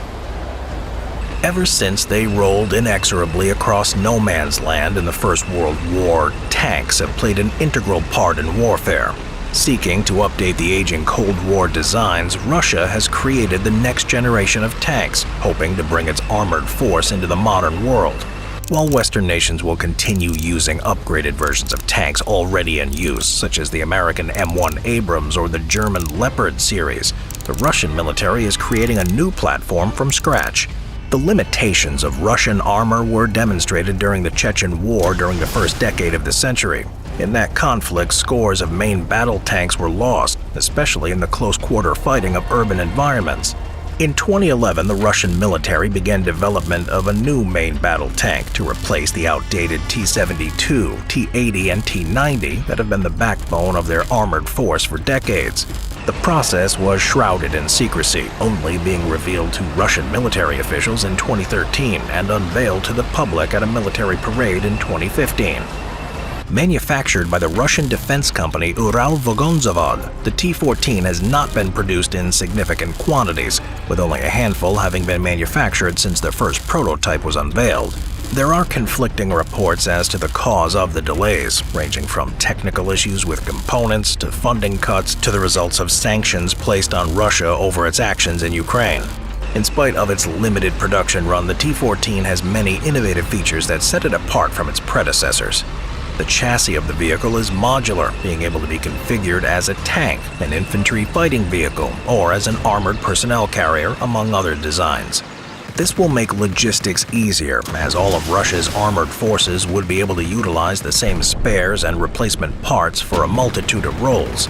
Such a modular, universal platform is not a new idea, but the concept has fallen out of favor in most countries. Due to the secretive nature of the project, details are limited about the specifications of the T-14, but what information is available gives a good look at the nature of the next generation of Russian tanks. When configured as a main battle tank, the T-14 measures in at 8.7 meters in hull length, not including the main cannon, a width of 3.82 meters and a height of 3.28 meters. It weighs in at 55 tons, making it much heavier than the T-72 or the T-90 it's replacing. The T-14 is divided into three separate sections: the armored crew compartment, the turret, and a space for the engine. The most innovative feature of the tank is the turret, which is unmanned, but is instead remote controlled by the gunner, who is safely ensconced in the armored crew compartment. The main cannon is fed by an auto-loader rather than by hand, cutting back on crew requirements and mitigating potential loss of life. The unmanned turret also takes up less space, giving the tank a lower profile than manned counterparts, increasing survivability. The turret also utilizes an electric traversing mechanism, which is lighter and more reliable than the older hydraulic system for rotating the turret. It can also turn faster, enabling the main cannon to swivel to engage a target more effectively. Unlike most Western main battle tanks, which have a crew of 4, the T-14 is crewed by only 3, a driver/mechanic, a gunner, and a commander, who are seated in the front of the vehicle, shielded from the fuel tank, the ammunition storage, and the engine. This compartment can be accessed by 3 hatches, 2 on top and 1 underneath, the only access into and out of the vehicle. The turret has no external access, limiting entry points for the enemy to take advantage of. The crew compartment, known as a cocoon by the designers, is protected by a composite material and shielded by multiple layers of armor from the rest of the tank, able to keep its occupants alive in spite of significant damage to other sections of the vehicle, including the engine or munitions stored in the turret. This component is also shielded against nuclear, chemical, and biological attacks as well, and it also has an automatic fire suppression system. The hull is protected in a similar way, consisting of a combination of steel and ceramics up to 1400 millimeters thick and able to withstand ATGM projectiles up to 150 millimeters in caliber and APFSDS up to 120 millimeters in caliber. It's reported that the T-14 can resist a direct hit from an RPG, utilizing reactive armor at the front and sides of the vehicle. Reactive armor consists of an explosive charge sandwiched between ceramic plates which detonate on impact with a shell or missile, diverting or breaking up the projectile. This type of armor is especially effective against anti-armor shape charges. The rear is protected by simple slat armor designed to endure punishment from a myriad of anti-tank weapons. Russian officials also claim that it can withstand a direct hit from American-made Javelin anti-tank missiles, but this is unconfirmed. In order to avoid detection, the T-14 is coated in a radar-deflecting paint, reducing its radar signature. Heat-generating components are buried deep within the hull of the vehicle, reducing its signature on thermal scopes, though modern heat detection devices are sensitive enough to notice even slight variations in heat, limiting this feature's effectiveness. The Armata also reportedly possesses a series of more active defenses. These include the state-of-the-art Afghanite protection system, which can detect incoming projectiles traveling up to Mach 5 in speed. Once detected, the incoming ordnance could either be jammed or misdirected using a soft kill system or outright destroyed by munitions deployed from a hard kill device. The main armament of the T-14 is a 125mm smoothbore cannon, though due to its modular design, this can be switched out in favor of a much larger and more powerful 152mm gun. These can fire both conventional shells as well as state-of-the-art laser-guided munitions, with enough storage space for 45 rounds. The main gun is supplemented by a 12.7mm Cord machine gun and a coaxial 7.62 by 54mm Pecheneg machine gun. There are also some reports that these can be swapped out for a Shipunov 30mm autocannon, though these cannot be confirmed.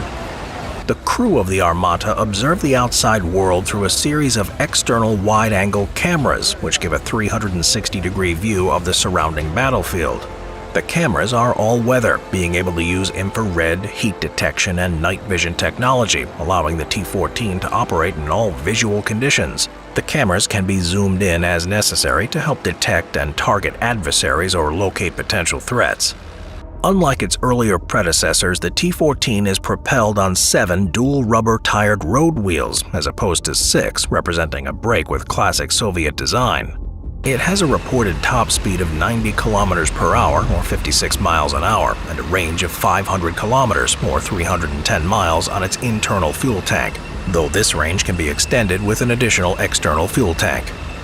The power plant of the Armata is an 1100 kilowatt diesel double turbocharged engine capable of generating 1200 horsepower, though there are reports that the later variants have a more powerful 1500 horsepower engine. This is coupled with an 8-speed automatic transmission, which is electric, reducing weight. The engine can be revved to over 2,000 horsepower in case of emergency, but this reduces its service life. Not all of the features of the T-14 are as glamorous as armor and weaponry. In order to accommodate the bodily needs of the crew, an internal lavatory is built into each vehicle. This allows the crew to relieve themselves without being forced to leave the protection of the vehicle. This is another way the Armata emphasizes the survivability of the crew, as they can remain shielded inside the tank for longer stretches of time compared to their adversaries. When the Armata project was announced, plans were drawn up to produce 2,300 of the new vehicles by 2025, at a cost of around $4 million each. Instead, due to the complexity of the tank as well as its manufacturing process, only 132 have been delivered by 2020, and a further 20 in 2021.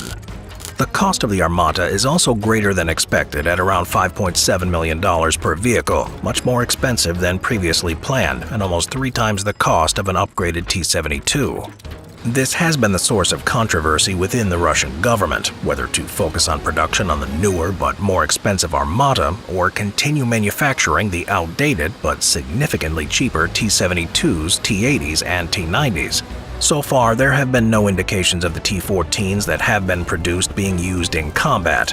A post on social media by a Russian television presenter has indicated the presence of Armatas in the rear echelon areas in Ukraine.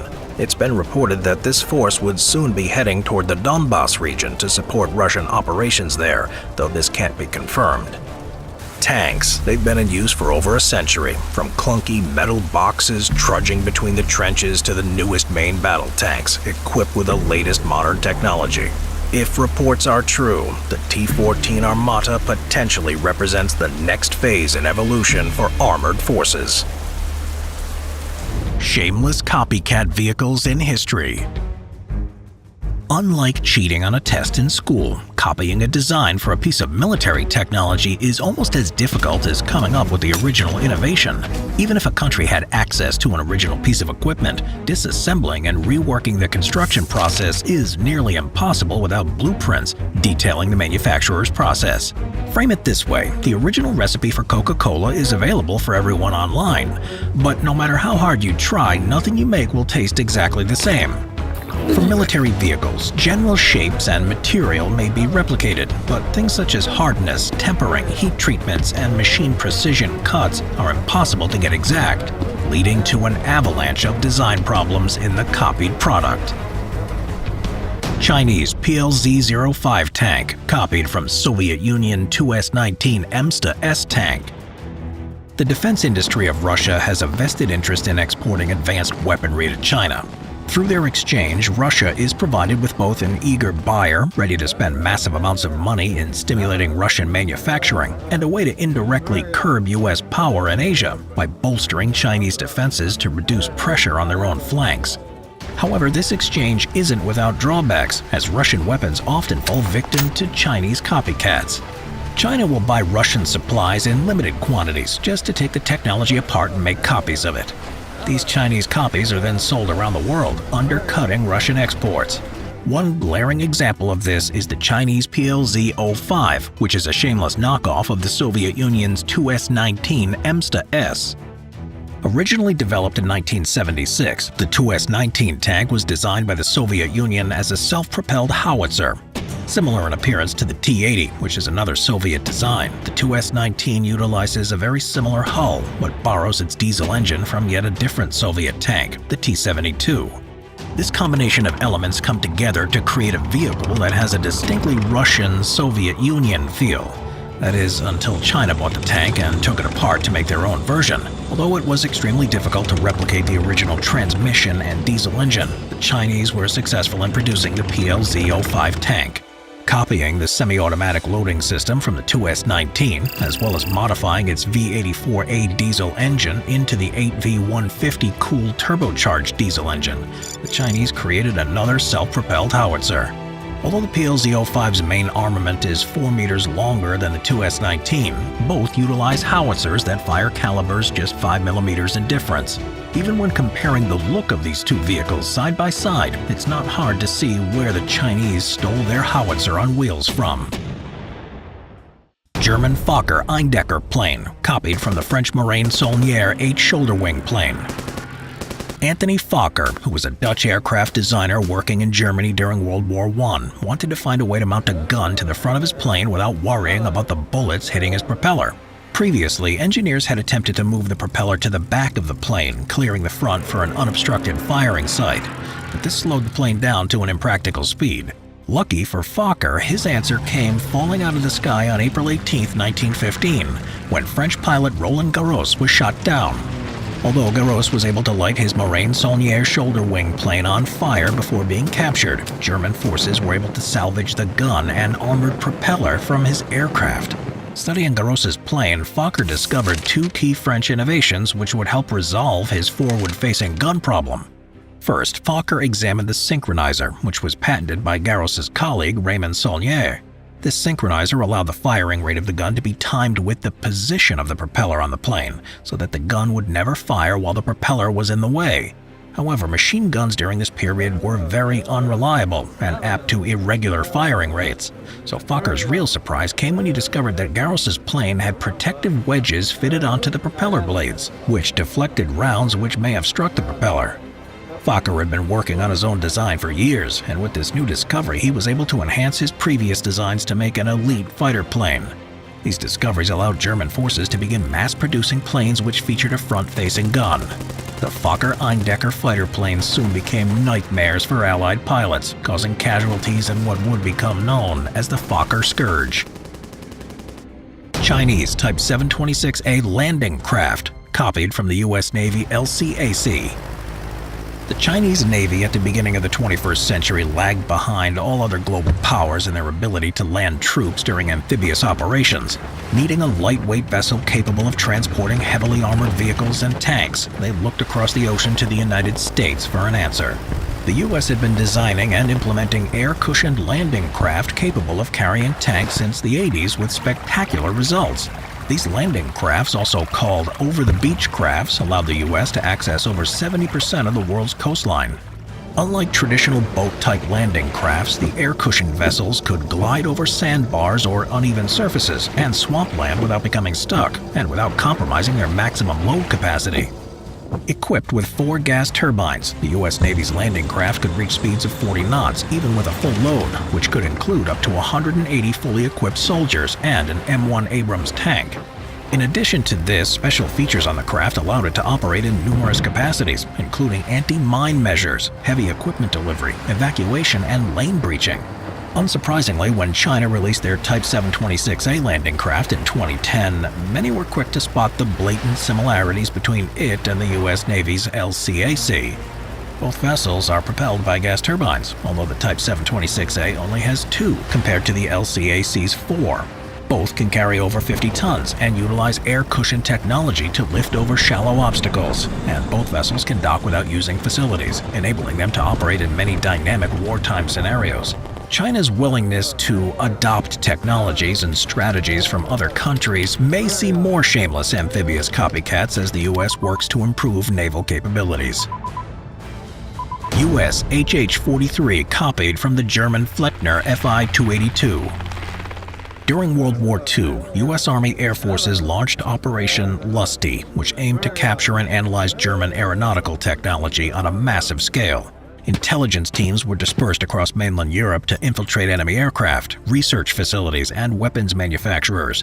One of the most successful discoveries from this operation was the German Flettner Fi-282, a single-seat helicopter with intermeshing rotors. Unlike previous designs, Anton Flettner, designer of the helicopter of the same name, used 2 rotors, rotating in opposite directions to eliminate the need for a tail rotor, which was a massive drain on power for the helicopter. Following the conclusion of World War II, U.S. engineers dug out the designs for Flettner's helicopter and decided to try and replicate his intermeshing rotor technology. In 1947, the man himself, Anton Flettner, was flown to New York as part of Operation Paperclip to become the chief designer of the Cayman Company and oversee new designs based on his technology. One of these new designs was the U.S. HH-43 Husky helicopter, which was used for the next 2 decades by the U.S. Navy and Air Force to carry out intense rescue missions. The Husky helicopter saw widespread use during the Vietnam War, and because of its unique ability to hover in place, was used in more rescue missions than all other aircrafts combined. A result of Operation Paperclip, which was a secret government program in the United States which allowed former German scientists, technicians, and engineers to find jobs working for the American government, Flettner's role in the HH-43 Husky places an exclamation point on the idea of stealing other countries' technology. U.S. M1917 tank, copied from the French Renault FT tank.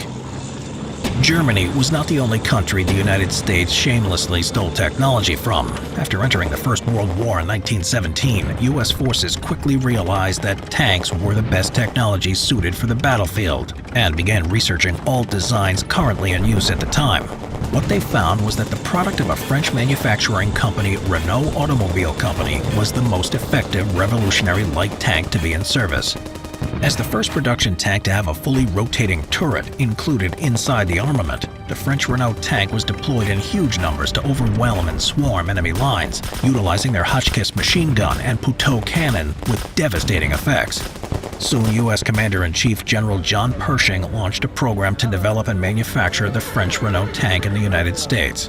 Aside from moving the exhaust pipe from the left side of the vehicle to the right, changing the material on the wheels, and adding additional vision slits for the driver, the U.S. version of the Renault tank, the M1917, was an identical copy. The design of the Renault tank still stands against the test of time and is considered the world's first modern tank, with its interior configuration maintaining its status as the standard for all battle tanks to this day. Shameless copies of vehicles exist across countries, periods in history, and cover aircraft, ships, armored vehicles, and weapons. Whether it was American engineers copying the French Renault light tank during World War I, or Chinese manufacturers buying and disassembling Soviet Union tanks, every world power is guilty of snooping on their enemies to gain an edge on the battlefield. Military balloons throughout history. On January 28, 2023, a Chinese balloon entered American airspace in Alaska before making its way down to the United States, where it was shot down by an F-22 Raptor on February 4th. It was just the latest deployment of a military device that has been used as a staple of warfare for centuries, and one which was actually invented in China itself. Early history. Coming full circle, the first ever martial use of a balloon can be traced to a Chinese general from the 3rd century called Sun Liang, or Kunming. Surrounded on all sides by the army of Sima Yi in Pingyang, legend has it that Liang was so desperate for a distraction that he blew up a rice paper bag, attaching a lantern inside. Liang's flying lantern was mistaken for a divine light as it appeared over enemy lines, causing them to flee. Although unlikely to have been invented by Kunming, similar balloons would be used for military signaling and communications in ancient China. Military ballooning, however, would fail to take off in other parts of the world for a millennium more, and was only reintroduced in the late 18th century by the French. At the Battle of Flores on June 26, 1794, an observation balloon manned by members of the French Aerostatic Corps floated for some 9 hours, relaying information about the movements of Austrian soldiers. In 1808, the same year that Major Lamont rather over-ambitiously suggested to Napoleon he could invade England from the air with a flotilla of balloons, the Danes would be one of the earliest to use them for propaganda purposes, dropping thousands of pamphlets into neighboring Sweden encouraging its citizens to revolt against their king. Over the next few decades, balloons waned in popularity, but in 1830, the French army revived them briefly for its Algerian campaign, employing expert balloonist Jean Margat for the task. Shipbound for Africa, disaster struck when the barrels of sulfuric acid needed to inflate the balloon with hydrogen started to leak, resulting in a fire that caused 80,000 francs worth of damage. Margat would later redeem himself in North Africa, receiving a citation of praise from the French army for flying in a balloon under heavy enemy fire. In 1849, military balloons operated by bomb-wielding pilots were used for the first time by the Austrians at the Siege of Venice, where, flying over the city, 2 aerial torpedo battalions released several explosives to only limited effect. Nevertheless, by 1861, the military balloon had made its way to the United States, where it became an important reconnaissance tool for both sides of the American Civil War. On September 24, 1861, balloonist Thaddeus Lowe was able to establish the positions of Confederate troops holed up at Falls Church in Virginia, allowing Union artillery, for the first time in the history of warfare, to fire precisely on their foe without ever seeing him. Consequently, for the rest of the war, Confederate soldiers were forced to black out their camps to avoid aerial detection. To snuff out the Unionists, the Confederates formed their own balloon corps in 1862 under the auspices of Captain John Randolph Bryan. Bryan was perhaps most famous for being mistaken for the enemy and fired upon by his own troops at Yorktown, Virginia, after his balloon was cut loose to free an entangled ground crew member. Interestingly, a second Confederate balloon made from multicolored silk, believed to have been created from silk dresses donated by the ladies of the Confederacy, would become one of the most humorous Civil War myths. The triumph of the military balloon in the Civil War would have far-reaching influence, piquing the interest of the Brazilian Emperor Dom Pedro II, who, in 1867, mired in conflict with Paraguay, was able to acquire the services of veteran American balloonists, the Allen brothers. On the front lines of July 8th, and with a team of 30 men on the ground grappling with cables to keep the balloon in place, 2 members of the Brazilian military were able to successfully ascend to the height of 400 feet to the astonishment of Paraguayan forces, and to sketch out an accurate picture of enemy lines. The Brazilians' achievement here would augur the most dramatic use of hot air balloons in the 19th century. In September 1870, at the Siege of Paris, with French forces encircled by the Prussians, a total of 102 officials, 500 carrier pigeons, and 5 dogs were evacuated to the provisional government in Tours. As a result, the French re-established their aeronautical corps in 1877, with other European powers such as Germany and Austria following suit respectively in 1884 and 1893, while 4 balloon regiments would serve in the British Army by the end of the century as part of their Boer War campaign in South Africa. World Wars. During World War I, with the Germans occupying much of the high ground on the Western Front, the Allies turned to observation balloons to break the bloody stalemate of static trench warfare. While the British Field Balloon Company utilized sausage-shaped kite balloons for reconnaissance, the French favored a more conventional sphere, a design that was also employed by the Russians on the Eastern Front.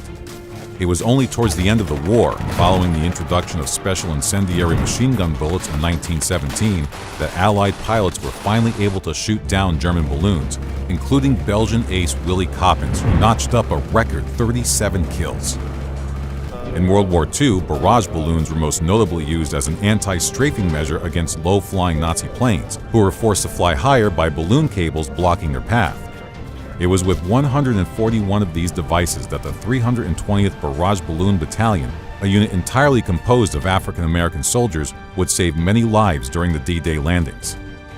Imperial Japan were also inflatable users, most memorably sending waves of Fugo balloon bombs packed with explosives across the Pacific Ocean between November 1944 and April 1945, with the intention of setting off forest fires in North America and sparking psychological panic. With most of the balloons falling into the sea en route, the project was largely a failure, although curiously, one of the balloons did manage to cause a temporary power outage at a Washington facility producing the plutonium that would later be used in the atomic bomb that vaporized Nagasaki. Cold War.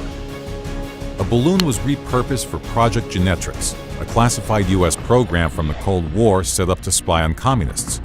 Manufactured by General Mills, the company most renowned today for Cheerios and Lucky Charms, 512 60-meter-high surveillance balloons, equipped with cameras and listening equipment, were sent to China and the Soviet Union, where they snapped photos of 1.1 million square miles of red territory between January 10th and February 6th of 1956. When they were discovered, the U.S. rather ironically gave pretty much the same explanation as the Chinese, disclosing how it was in fact a weather balloon innocently gathering information about jet stream air currents. Peculiarly, some have even argued that the alleged UFO uncovered at the 1947 Roswell incident was merely a downed spy balloon assembled as part of Genetrix's predecessor, Operation Mogul. Furthermore, around the same time, balloons would also play an integral part in the Fulton surface-to-air recovery system designed to pick up servicemen trapped in enemy terrain. Like something out of a James Bond movie, the trooper first activated a self-inflating dirigible attached to a lift line and a harness. Then, traveling slow, an aircraft caught the floating balloon line mid-air with 2 tubular steel horns attached to its nose before hauling the evacuee through the air to safety. In order to test the mechanism, the system's inventor, Robert Fulton, had first tried it on a pig, which after spinning at 125 miles per hour, arrived safely undamaged and reportedly attacked the crew once it was less disoriented. Modern usage. More recently, during the Iraq-Afghanistan War of 2003, the U.S. military deployed a helium-filled aircraft called an aerostat as part of their persistent threat detection system, which, surveying the area, was able to accurately monitor and record insurgent movements. Military balloons continue to have a place on modern battlefields such as Eastern Europe, where legions of Russian inflatables, fitted with corner reflectors to mimic the radar signature of attack drones, have been sent into Ukraine, with the purpose of exhausting Ukrainian supplies of radar-guided missiles. So, from ancient China to the Chinese Communist Party, the endless functions of the military balloon continue to be prized. Safe to say, they won't be deflated anytime soon. Shameless copycat uniforms in history. Throughout history, uniforms have always been a significant aspect of warfare. Their primary purpose was to give the soldier protection and concealment, but it was also to identify friend from foe. During the 20th century, the tactical significance of uniforms was constantly increasing. The introduction of camouflage patterns provided a soldier with basic features and the ability to conceal himself from the enemy. Recognizing the practicality of camouflage, armed forces throughout the world are investing a lot of resources and money into developing new designs and patterns. Some of them, however, opt to skip the research and development phase and just copy the works of others. These are some of the most famous copycat uniforms in history. The British M1942 pattern windproof smock, South Vietnamese camouflage uniform. The outbreak of World War II revolutionized the utilization of uniforms by introducing camouflage materials on a larger scale. The Germans were among the first to recognize the importance of camouflage uniforms, primarily for airborne units that were supposed to operate behind enemy lines. The British were quick to follow. The first camouflage uniforms issued to British paratroopers were in fact copies of the German Knochensack, or bone sack smocks. In 1941, however, the British designed their own camouflage pattern smock with a specific brushstroke design. This was designed by Major Dennison, a member of a camouflage unit, who the jacket was named after, and the pattern was created by painting a standard khaki uniform with large mop-like brushes, leaving thin trails at the end of the stroke, hence the name for it. The following year, the British introduced the second pattern, the M1942 windproof smock with a distinctive pinkish tone. The pattern remained unchanged until the late 1950s and was used as a template for many other patterns throughout the world. South Vietnam, though, was producing a copy of the M1942 windproof smock, which had been introduced to them by the French. After World War II, the British Army had donated a batch of smocks to French airborne units. Then, in late 1946, the First Indochina War broke out, and French paratroopers were among the units deployed to fight the Viet Minh forces. Vietnamese airborne and commando units also fought alongside them, so they were also dressed in M1942 windproofs. In 1954, the war finally ended, and the French left the region, but the uniforms remained, being very popular among the troops because of their lightweight construction.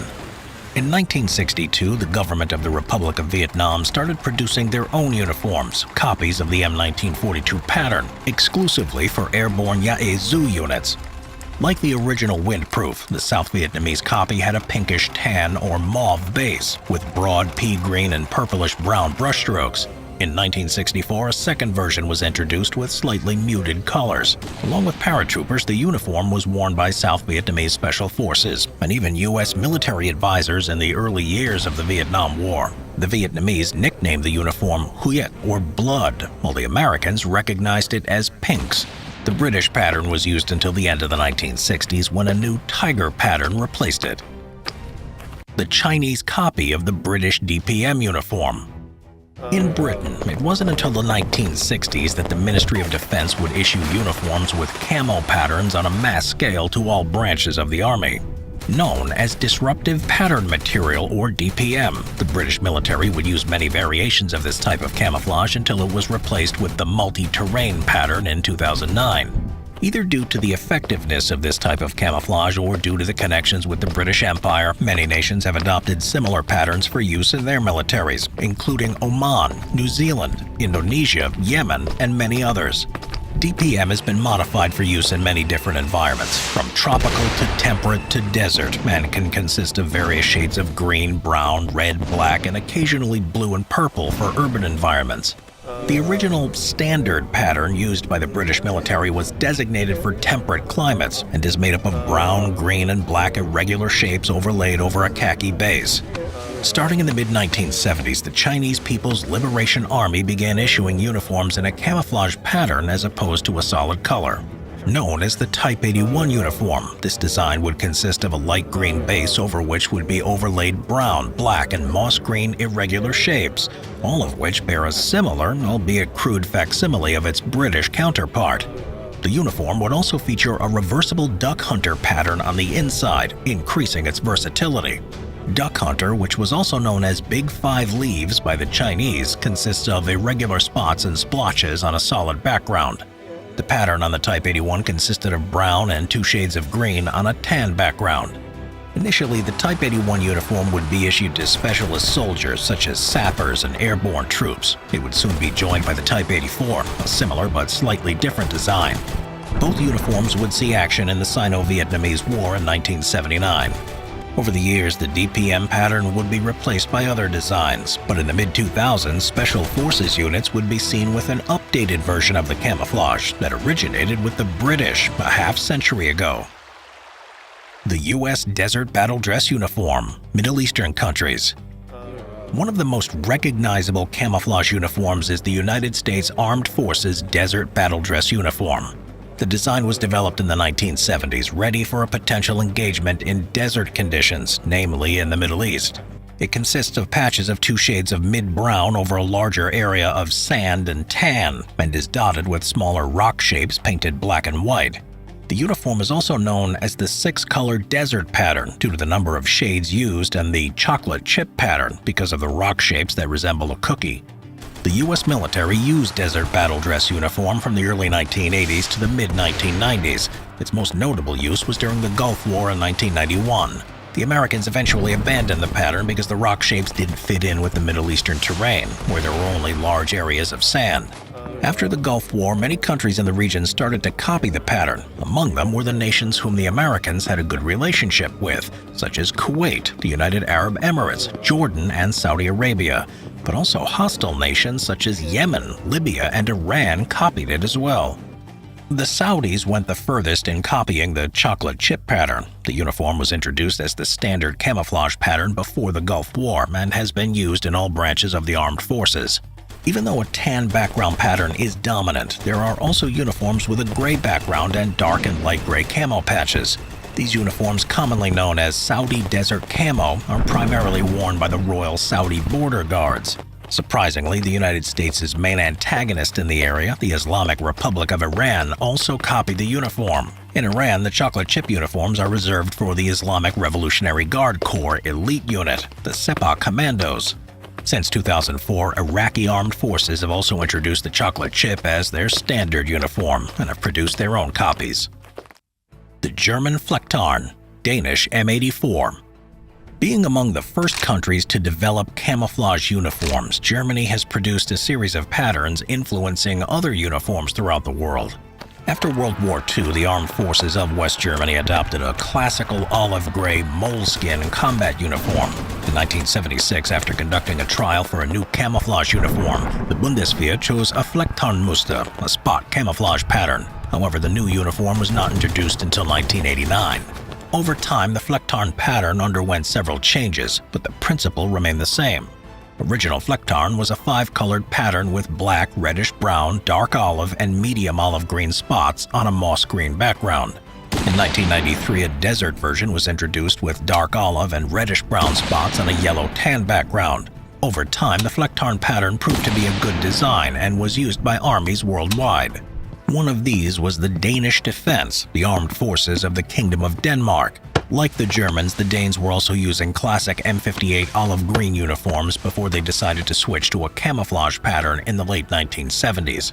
At that time, the Germans had introduced the Flektarn pattern, and the Danes decided to use the same design. The result was the T-78 test uniform in a spot camouflage pattern. With slight modifications, the pattern evolved into the M84 uniform that became the standard battle dress for Danish soldiers. The Danish uniform was different from the German in that it only had 3 colors: black, olive green, and light green, the colors of the Scandinavian landscape. Even though the design was a product of the Danish development program and is protected by laws, M84 is undoubtedly a copy of the Flektarn uniform. Certain pattern shapes are even the same as on the German uniform. In the last 50 years, the palette of uniforms has become so diverse, with hundreds of various patterns. But there are only about a dozen pattern styles. As a result, most uniforms cannot be considered copycats, but simply modifications of basic patterns and designs. At Simple History, we've been working with talented artists on something truly special, a collection of official, premium wall art that captures history's most incredible characters. These aren't just amazing pieces of art, they're timeless treasures designed to inspire and spark conversations for years to come. As a thanks to you, our amazing Simple History community, we're offering an exclusive 25% off these prints. Unlike fleeting trends or short-lived crazes, these prints are designed to be timeless, a lasting treasure you'll proudly display for years to come. They're perfect for any space. Imagine them on the walls of a classroom where they'll inspire students and spark meaningful discussions. Or picture them in your home or office where they'll show off your love of history with sophistication. Don't miss your chance to own one. Click the link in the description below now.